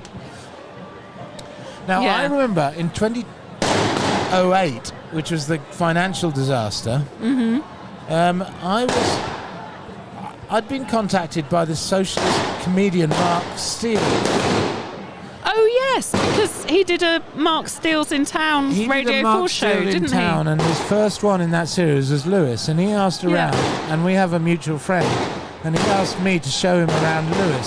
That was in 2007, because our mutual friend said he runs the magazine, he knows a lot about the place. So I showed Mark Steele around Lewes one February morning in 2008 probably, and then in November he got back into contact and said, I kind of like the idea of your bonfire. I'd like to visit and have a visit, and would you show me around that as well? So I did, and we went to Commercial Square. I think it was Commercial Square Fireside, and there was an effigy of Barack Obama. He was dressed as Uncle Sam, holding a dollar sign. It was all about the. It was all about the financial disaster. But I was standing with him, and there were lots of men with burning crosses standing around an effigy of Barack Obama, which was then blown up. And he said, "I'm going. I don't like this." Really? Yeah. Too much? It was a bad look. I don't think it was meant, but it was a bad. You can imagine what a bad look it was Yeah, for a socialist comedian.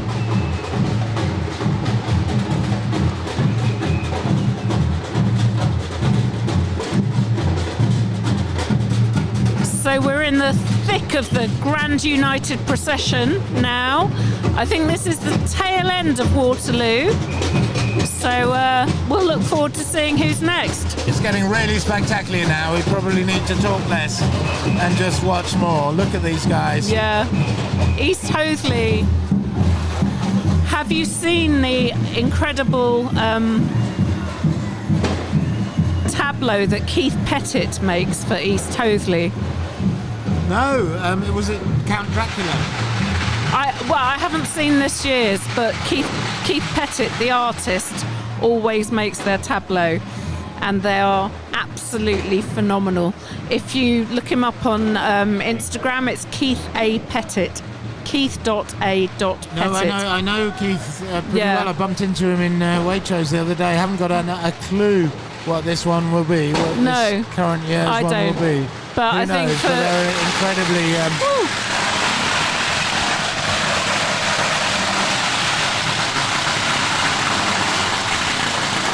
There's some firecrackers coming. Some Mexican Day of the Dead, very pertinent. So who knows what Keith Pettit sees Hoathly... but I would say for our viewers, look him up, because the things that he creates are extraordinary.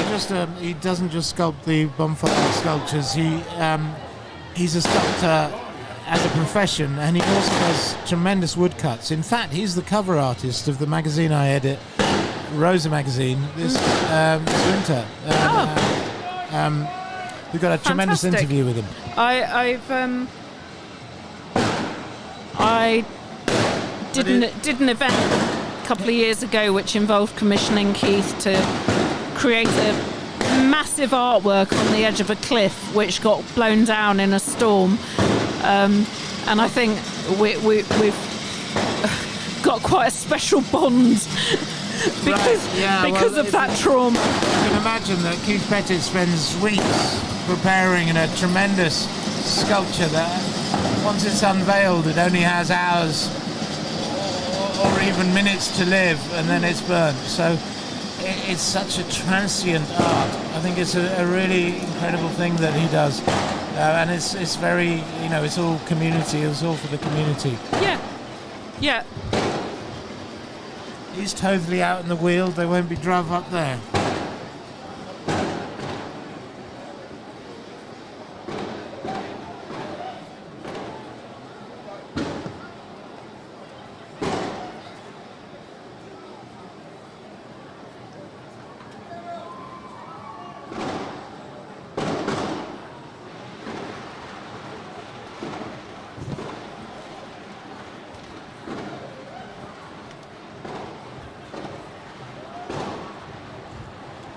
Let's talk about some of the signature smells of Lewes Bonfire. Oh, yeah. Smell-o-vision. So I think we'll start from the bottom of this list. Of course, you get occasional whiffs of... We've already talked about this stink of skunk coming through the window. Yes. Which actually only lasted a moment or two this year, didn't it? Yeah, not too bad. Yeah. Occasional whiffs of food and ale. Although not central to the ritual, pubs and homes spill out the smells of roasted meats, mulled cider and ale, especially as crowds gather post-procession. These comforting aromas contrast with the more elemental ones outside. I put in signature smells of Bonfire Night Lewes into AI, and this is what it's come out with. Oh, okay. So when I lived in this flat, my kitchen table used to be groaning with food for all the people that came round. So I'd always do like sausages from Richard's. Right. Yeah, there's a lot of sausages being cooked, aren't there? Like easy food. Soup and cakes and mulled cider and mulled wine. What did you prepare for the team this time, food-wise? Absolutely nothing. I'm starving. Okay, second down from the list. Damp leaves and earth. This is quite nice. It's actually not so much in the centre where we are now, but if you go out to the periphery of Lewes, there are leaves all over the floor. They get wet, and there is a sort of underlying smell of damp leaves, the autumn smell. I think that's right. Yeah, and I think you really get that when you go to the fire sites. Yeah. Because they're always a little, even if we've had a sort of fairly dry season like we have, there's always a slight dampness to the ground. Yeah, churned out. Oh, there's something going on you can't see on screen at the moment. A little bit of minor disorder being seen to by what we do see is Commercial Square. Ah, they're coming. Coming Commercial past Square the town hall. They're we'll on get their on with the way. smells. We'll get on with the smells anon. The tech team are ahead of us because they can see round the corner, which we can't through their amazing bit of camera. And I just want to say again to any viewers who are worried about cultural appropriation, the Native American first pioneers, it is not cultural appropriation. It is about a long-standing relationship between the society and the indigenous people of America, and the huge sympathy that bonfire boys in the 19th century had for their predicament, and how they were taught to recreate these incredible Look at those great costumes. headdresses. Yeah, the feathered headdresses, the beading, all of it. It's a craft that has been passed down through generations of Commercial Square members, and it is not dressing up, it is not blacking up, it is a homage and a respect to those people. Well said, Helen. When I worked for the council, which was actually until very recently, and I was the tourism manager, I used to get maybe 20 emails after bonfire night complaining about Commercial Square's first pioneers. So that's why you feel so heated about it. How many did you get? Were you in place when the Zulus were... Oh, God, yeah. I used to get loads about them as well. But the thing is, as a council worker, the council has got nothing to do with this. The council just is involved in the safety of it. The council has got nothing to do with what the bonfire societies do. Yeah, of course. But anyway, people would somehow seek Now, quite an incredible me scene out. has just taken place. That the forces of order, the crowd control guys in yellow gilets, have just been struggling to keep the crowd in order. And a man dressed as an American military policeman, who is obviously in costume, has just done it for them, and they all went into line for him. So I don't know which Brilliant. society he belongs to. Love it. But anyway, that was great. Probably commercial Probably commercial. with their That's American self-policing at its connections. best. Self-policing, yeah. And we have another rendition of Sussex by the Sea. Can't get enough of it.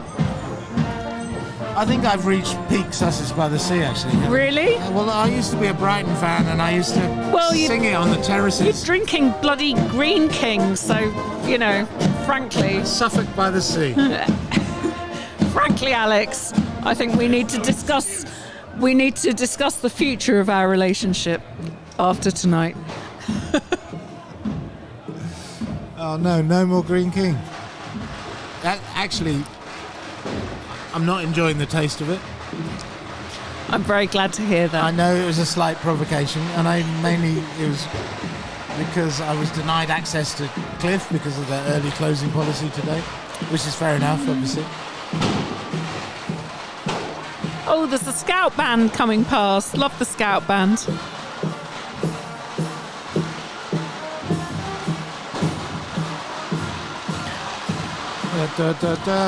I think I'll walk 10,000 miles for you. I'll walk 1,000 miles for you. That's a great song. Because we have somewhere the statistics of how far the different bonfire societies walk, how far the members walk on a bonfire night. And I haven't got them in front of me, but I do remember that Southover walk the most. And each average member of Southover walks a total of 6.14 miles on the night. That's a lot of walking. That's a lot. It's not quite 1,000 miles. No. But, seeing the scout band and, you know, seeing young people involved in this reminds me of conversations we've had before, either on here or on the podcast, I can't remember, but about how everybody is equal on bonfire night. You know, all these guys in their hoop Guernseys, you know, one of them could be a greengrocer, one of them could be a bricklayer, one of them could be a lawyer, Yeah, but in the Bonfire Society, it's all about everybody is equal. They're equal. I mean, of course, there's a hierarchy within the Bonfire Society, but it doesn't follow the hierarchy outside it. And that's one of the joyous things about this, is that everybody is the same. Well, I think that's one of the things that really knits Lewes together, in that all the different kind of elements of society are brought together by bonfire.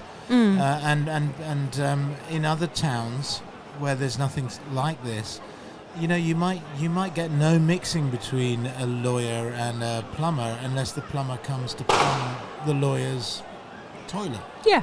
You know? And that's a kind of hierarchical thing, isn't it? Really? Yeah. In a way. But here, no, they're all together with bonfire, and that, I think that's fantastic. I think that welds the town together.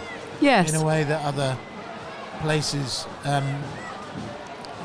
we don't see that in many towns in England, I don't think. No, and I mean, mutual respect. You know, earlier on when do. South Street were passing, we said hello, waved to a councillor, a town councillor, a cafe owner, and a wine expert in the space of about 20 seconds. Oh, Effigy, Tableau. Who is that? What is Tableau it? Coming.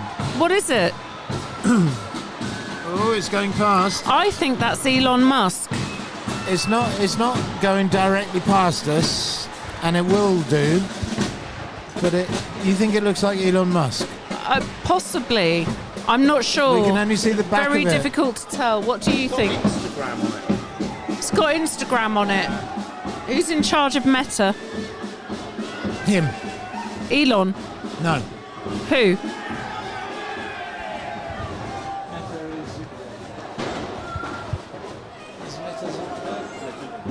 We think it's Zuckerberg. We're not sure. Yeah. We think it's Zuckerberg with horns on. As we said earlier, we don't get any intel about the Tableau that are coming, so As nobody does. we Top know secret. no more than you do. But you can look in the press tomorrow morning, and probably on BBC News actually, there'll be a lot more information about what the Tableau are.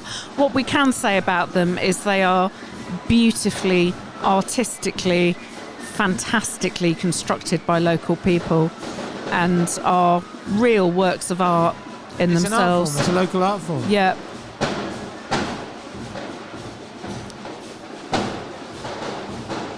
There's and just like Keith Pettit's sculptures for East Hoathly that we were talking about, it's an art form that's destroyed, that only remains in photographs, and that's quite incredible.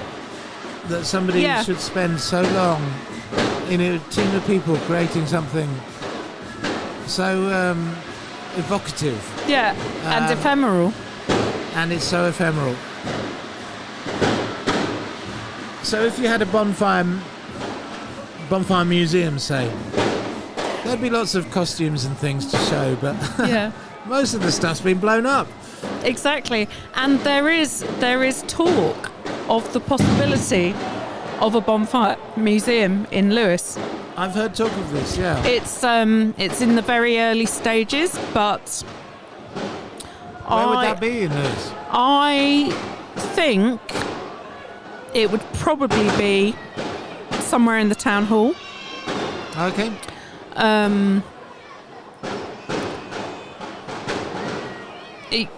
It's an interest. Which of course plays a central part in the mythology of Lewes, as the Of course, martyrs because were you can still see the imprisoned steps that the martyrs, before when they- it was the Star Inn, you can see the steps that the martyrs walked up. I've been in the cellar in which they were incarcerated.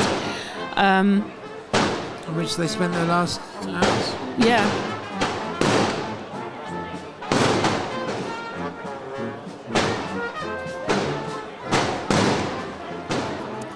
For independence. Yeah, I think it's an interesting concept because, you know, as we said earlier, we don't want thousands of people pouring into Lewes for bonfire night. We haven't got the infrastructure for it. It's narrow medieval streets. You know, unless you've got somewhere to kind of hang out like here or go to.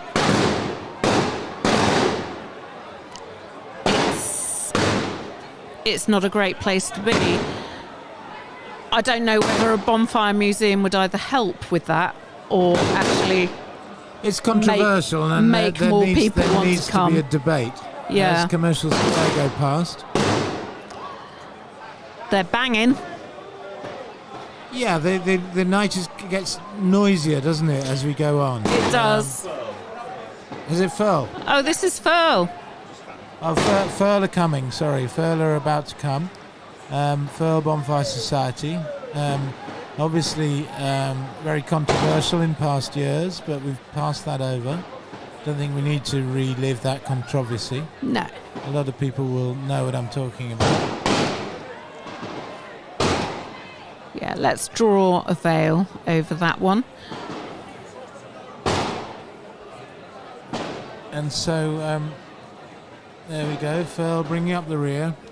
And it's all getting quieter again, and I think we're moving into another slight hiatus here. I'm not sure. Yeah, so... There'll be more coming, yeah. Who haven't we seen yet? We haven't seen...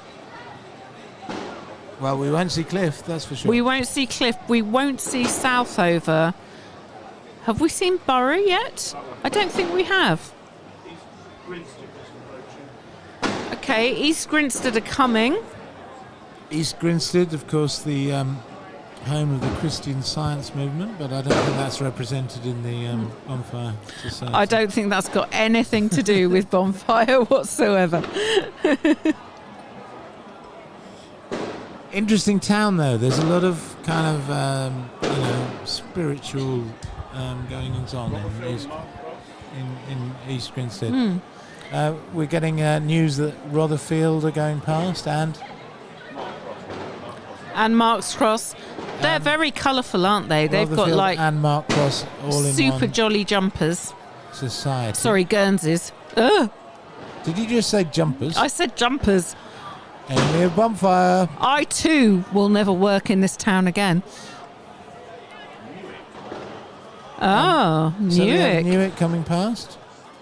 So it's lovely that we have all these visiting Look out for societies. Piers Morgan. Is Piers Morgan among their ranks? I'm not sure. Do you think he's a bonfire kind of guy? I don't know. I think he's got a real sense of place in Newark. He's a sort of effigy sort of guy. Jeremy Clarkson. I always associate him with Jeremy Clarkson, and they're great mates. They were great enemies. Clarkson's been in effigy. Interesting. Yeah.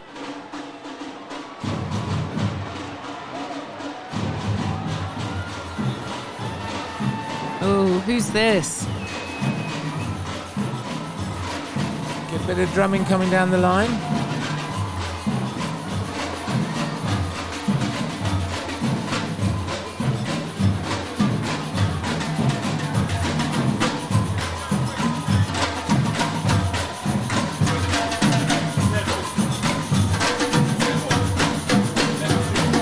So Neville are coming down.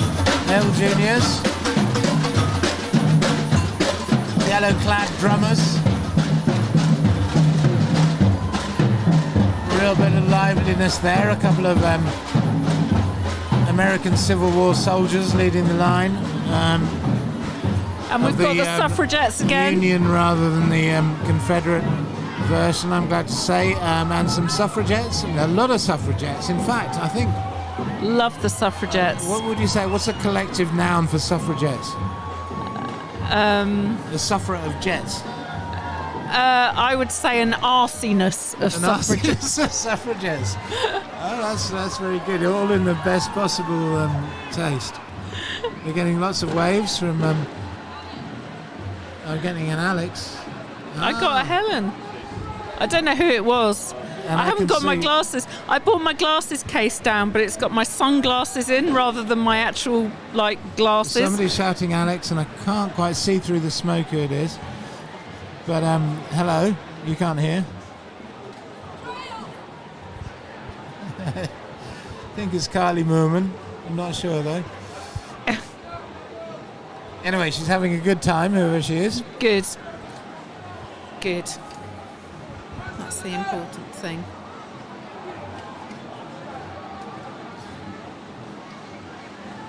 So yeah, a little quiet patch in the madness. As the smugglers come through with probably their 5th torch, maybe by now. Yeah. Well, she's holding 2.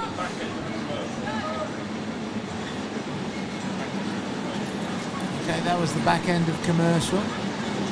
It still is. Look at all those trolleys full of burning torches to play a further part in proceedings down the line. A friend of mine has performed this duty with the cracker barrels before. In fact, it was in the driving rain of 2023, I think. And he said it was just brilliant because he was dry all night from the heat. Right, of course. From the, he was just warm and dry. Yeah. All night. There are the barrels are rolling down, and there are each member of each society has a different role. And one of the more difficult and dangerous ones is to pick up the burning torches as the marchers discard them, and to put them into the trolleys. And they wear gloves. They wear really thick protective gloves. Yeah. And then, that's one of the jobs. That's not a job I'd want to do, I don't think. Well, I think if it was wet and cold and rainy, it's the job that I would actually want to do, because you'd be warm all night. What would be your best job? Would you be an archbishop or a... Oh no, I'd love to be the second pioneers of Cliffe are French revolutionaries. Okay. I'd love to be a French revolutionary. Okay, would you be that woman who bears her breast in the... Well, frankly, I think I have got the physique for it. Really? So yeah. Okay. Yeah. Although it might be a bit chilly. Well, not tonight. I wouldn't want anyone to feel the need to file my nipples down as we were talking earlier. Let's gloss over that. For those, let's gloss over that. For those of us who are watching in Miami, those of you watching in Miami and Cuba and Australia and so forth, you might imagine that it's absolutely freezing on bonfire night in Lewes, and often it is. But tonight, no. We can see the audience out there. Not many wearing coats even. We were seeing people marching in their shirt sleeves. It's the mildest bonfire night that we can remember. We met a woman earlier wearing flip-flops. We did. And you told her off. I had to say to her, I don't think you're wearing the appropriate footwear for this occasion. It looks like she possibly is. And she said, well, this is what I'm comfortable in, so, and fair enough. But Good I luck would be to her. worried about people standing on their toes at the end. Well, yeah, and, firecrackers. Not great. Here are Borough. Borough are coming through. The vanguard of Borough comes through. There's a little bit of altercation there, somehow. But no, they go through. Altercation over. Beautiful burning barrel there. Wonderful discharge of Chinese firecrackers as they head towards the memorial. Was that it? Was that Borough? No! They're going to bring their tab through in a minute. Well, yeah, there's it's getting noisy. It must be said that squibs are being thrown. Oh! Look at that. But actually not too many. Spectacular. And that is a flaming barrel, which is akin to the ones that you would have seen in the 19th century. Buried in tar, for months in order to make them more flammable.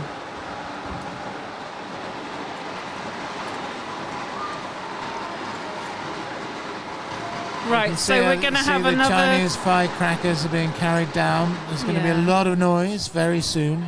And there's going to be another tab very soon as well. Yeah. So let's try... BBS, the Borough Bonfire And Society. keep an eye out for that and try and work out what it is. Yep, okay. We might have already seen it going the other way.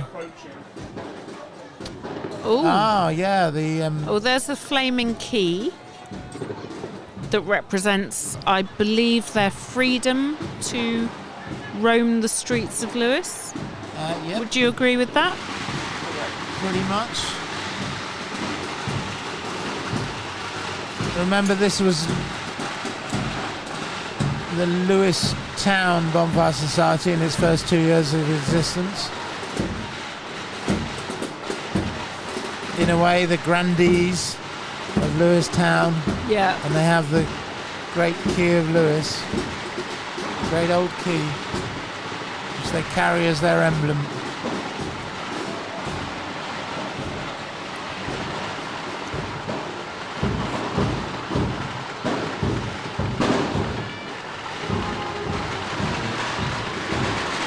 We appear to have some Tudors walking down there, and a First World War Army sergeant who looks rather like Arthur Lowe, actually. And a couple bunch of of Boer War smugglers. veterans. Bunch of smugglers approaching.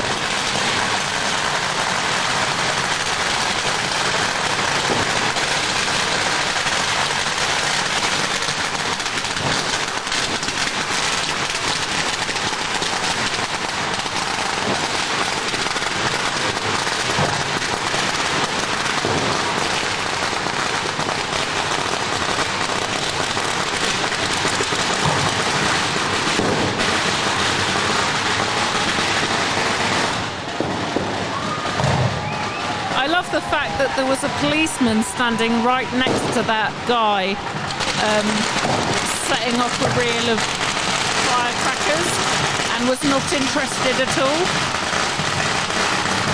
Very good policing. My lot.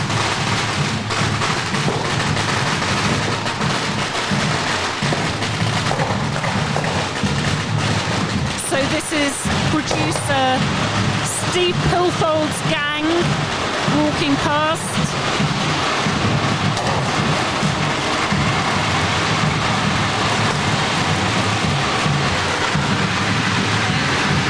Southover Bonfire Society, my society.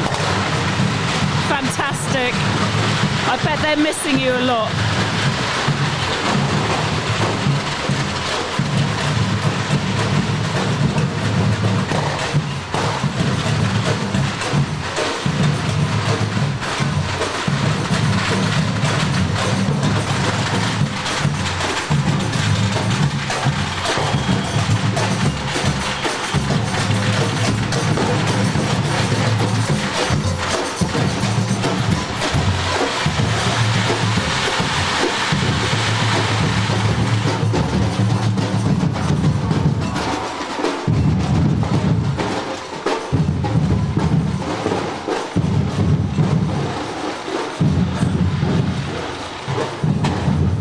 So let's have a few shout-outs. Cloud says hello from Norway. Cloud, what a name. Hello, Cloud. How says hi from Pontyclun.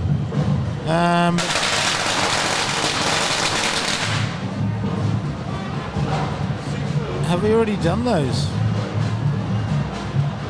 No. Yeah, I think those are the two latest ones. Okay. Stephen has been watching from Santa Fe in Mexico for a few years. Hey! He says thank you. Shout out to Hastings Bonfire Society.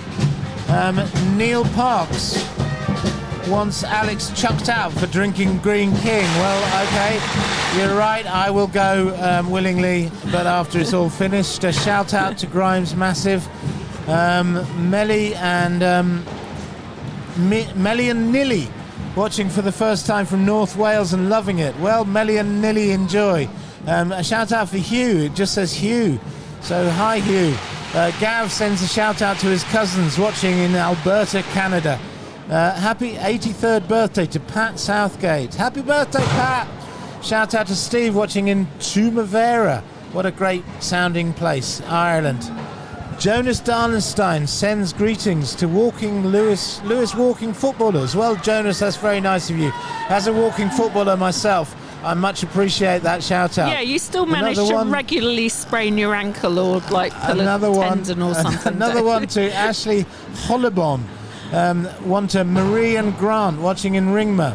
A shout out to John Plummer, who is a long-time member of Commercial Square. Hello to the Holman's Bridge crew. Mike suggests a union of suffragettes. We were talking about the collective noun for a suffragettes, a union of suffragettes. You said an angriness. An arsiness. An arsiness. Yeah. Okay. A bolshiness of suffragettes. Anyway. Oh, I like that. Any more suggestions? Send them in. Suffragette collective noun. Rob suggests an emancipation of suffragettes. That's rather good. I like that. Emily watching in Russia says happy birthday to stepdad Jordan. And finally in this round of shout-outs, Adi from Berwick upon Tweed. Howay, Adi is loving the commentary. Well, thank you. That's very nice to hear. Thank you, Emily.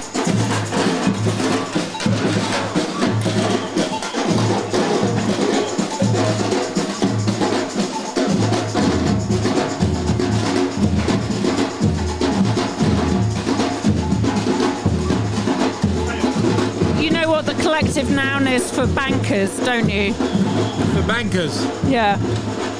Does it rhyme and start with W? A wunch. Oh, sorry? A wunch. A wunch of bankers? Yeah. There you go.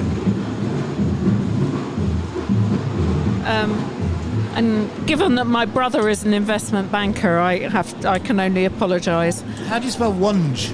Wunch. W-U-N-C-H.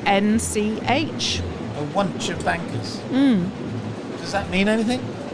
Well, spooner it. Oh, I see. I'm terribly sorry. I missed that in all the heat. Yeah. No, there's a lot going on. Apologies for my brother, but anyway, that's where we are. So we've got Borough and their Cracker Barrels. I don't think we've seen their tab yet, have we? I'm not sure if we have. We've got a line of policemen, a thin blue line in camera at the moment. I don't know what they're doing.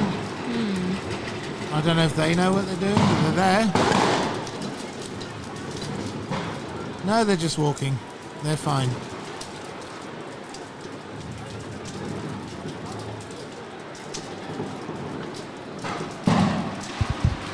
It must be strange to be a policeman in a time like this. I mean, it's not a riot. It's nothing like a riot, but there's stuff going on that you wouldn't normally like to see. Yeah, it's complete madness, but it is safe. It's controlled. They look very calm, don't they? They look very calm. The societies self-police.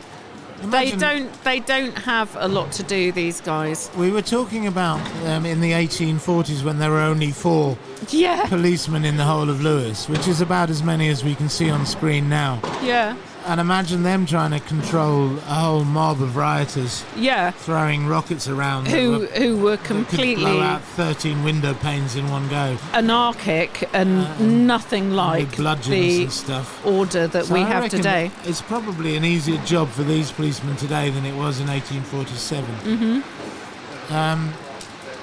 But I still think it's probably, if you're in the, if you're in the police and you're assigned to Lewes Bonfire Night, it's not one you're going to think, oh great,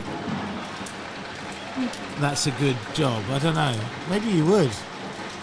Well, I don't think you'd think, oh shit, what a nightmare. Right. Because I think they have a lot worse to deal with than this. Let's pick it up for the bonfire societies here who are self-policing.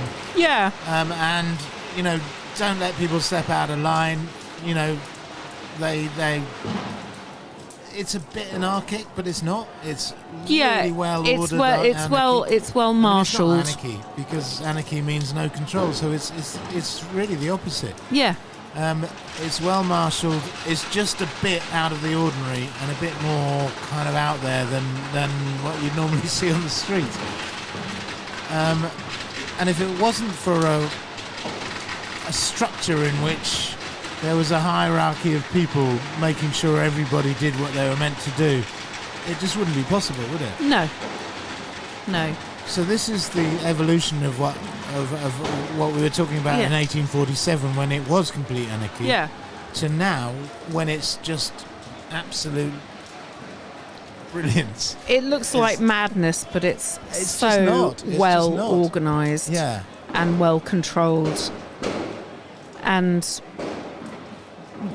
mostly very safe. As I said earlier, when there is trouble, it's usually people that are out of town who are not familiar with it. Right, yeah, it's certainly not from the bonfire Louisians understand it. It must be said, and I think I've said this before, but it must be said that if you were trying to organise a bonfire, Lewes Bonfire Night from scratch, and you put it to the council, and you said burning barrels and burning crosses and lots of torches and bonfires all over town and blah blah blah, I don't think it would get through. Yeah, no, I can imagine receiving that email in my former job, right, and immediately deleting it. Right, saying, what the hell? No, of course not. Don't be silly. But that's the thing about tradition, is that they can't stop it, can they? It can't be stopped. No, and they have tried to stop it. I think they tried to tame it. They tried to stop it. I mean, I know the Whigs did in 1847. Yeah, but wasn't there a moment in the 90s where they tried to, East Sussex County Council, late 90s, early 2000s, it got quite... That's when we used to have the crowd control barriers out here, and it all got very, very busy, and it was, I think, the internet and social media started coming in and making it bigger and bigger and letting the world know about it. And we had, I can't remember the name of the chief constable, but really, really didn't like it. So there was... been late 90s, when I was a teenager. I think there was a vote of no confidence at East Sussex County Council. The Lib Dems nearly lost their control of the council over the measures that were being proposed to that's another won't be drove moment, isn't it? Yeah, exactly. This is such a popular event among the townspeople of Lewes and those around and all over Sussex, that it's really difficult to stop. It's unique, it's special, and it needs to be preserved because it's incredible. And, like earlier we were talking about pagan fire festivals, this is one of the only ones that has survived. It's changed, it's had lots of other things weaved into it, but essentially it's a 1,000-year-old pagan festival that has survived. And here are we with ringside seats. Yeah. And it needs to be cherished. And, I think to the local authorities, it is to a certain degree. It causes a lot of hassle. But, there's the amazing clean-up that's done overnight by the refuse collectors. And at about 1 o'clock in the morning, they start cleaning up the streets. On November the 6th, you walk out into Lewes.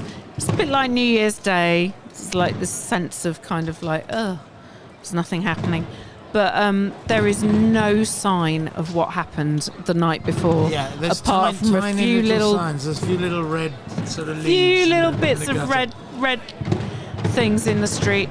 And then the town council, the councillors themselves, cook a big old fry up For the hundreds of people. I think it's 200 or For all the 300 refuse people collectors. who do it. It's wonderful.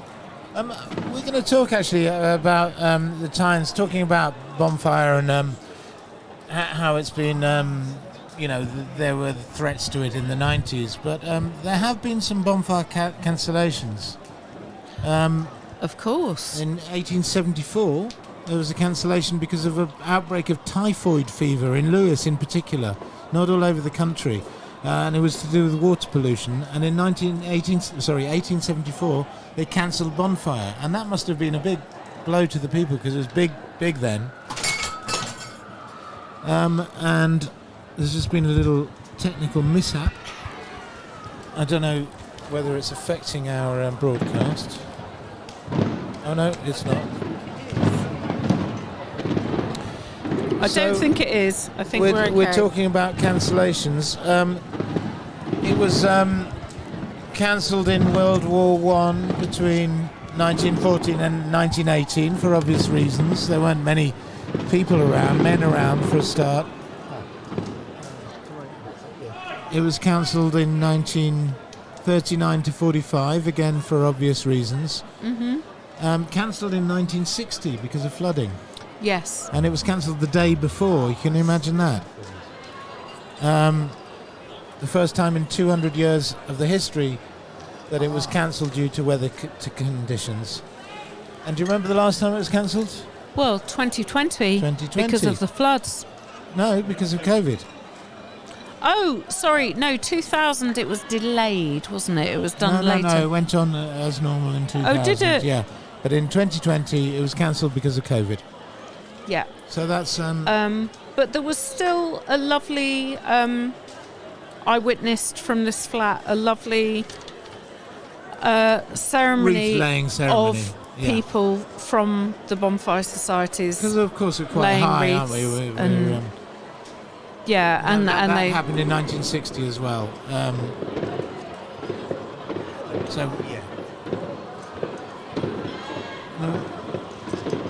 As our broadcast sort of reaches its denouement, we're having terrible technical problems as bits of machinery fall around our heads. Yeah, in a rather alarming fashion. And it's mostly my fault for putting my paperwork and computer down on the floor next to me, which interfered with the cable. Right. So I'm sorry, everybody. But I think it's only affecting us. I don't think it's affecting you. Okay, no, I'm fine. Yeah, you keep going. Well, I think we're pretty much winding up, but I want to talk about a little thing that I found out about. I looked into bonfire 100 years ago, 1925, and I imagined that the remembrance ceremonies would have been significantly and even more poignant than they were today because of the, it's so deeply. People would have still felt the loss of the people that they had they would missed. have still been grieving. And so the descriptions of the Bonfire Society 100 years ago were so incredibly similar. it's just incredible that things have changed so little. The Cliffe Society, I'll read out Cliffe. As usual, the first procession of the the Bonfire Society, Bonfire Night, was to the Cliffe Bridge, where a blazing tar barrel was cast into the river. Still happens. Then followed a series of processions through various parts of the district. The grand procession was an imposing spectacle. The pioneers were Roman gladiators and Roman slaves. Slaves have gone, but there were stately horse guards, cowboys, jockeys, and many others. Some of them being particularly effective. Effigies of Fawkes and Pope Paul V, still happening, were carried, and a huge banner bore the words "No Popery," still happening. All carried lighted torches, still happening. This is 100 years ago, remember. The fire was on Malling Hill. Well, it's moved now, but I remember it there. And here, after an appropriate ovation, the Archbishop, by the Archbishop, the guys were consigned to the flames. There was a tableau entitled "The Road to Rome." So basically the same thing was going on 100 years ago. It really hasn't changed very much. And that's great. That's why it's all. That's why it means so much, because to people who've lived in Lewes for many generations, they can share this with their grandparents, and it's pretty much exactly the same as what was happening then. Yeah, exactly. I mean, there's been a turnover of various societies and things, but it's the same thing going on. Yeah. And I think that's really important. It is very much something that's passed through the generations within families as well. Bonfire and families. 4 generations are marching. Yeah. I think I'm probably exaggerating there, but it's possible. Well, it's possible, yeah. It's a magical, wonderful thing that we're so privileged to witness, and so delighted to bring to you, our viewers. We can't thank you enough for watching.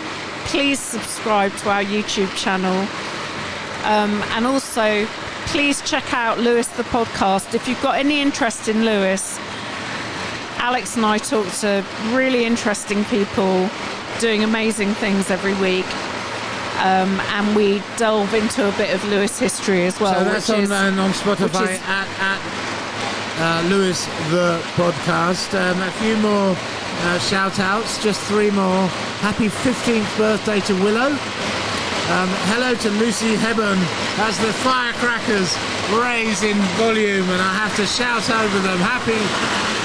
Hello to Lucy Hebburn in Australia, and finally a shout out to Mum Jill in Guildford.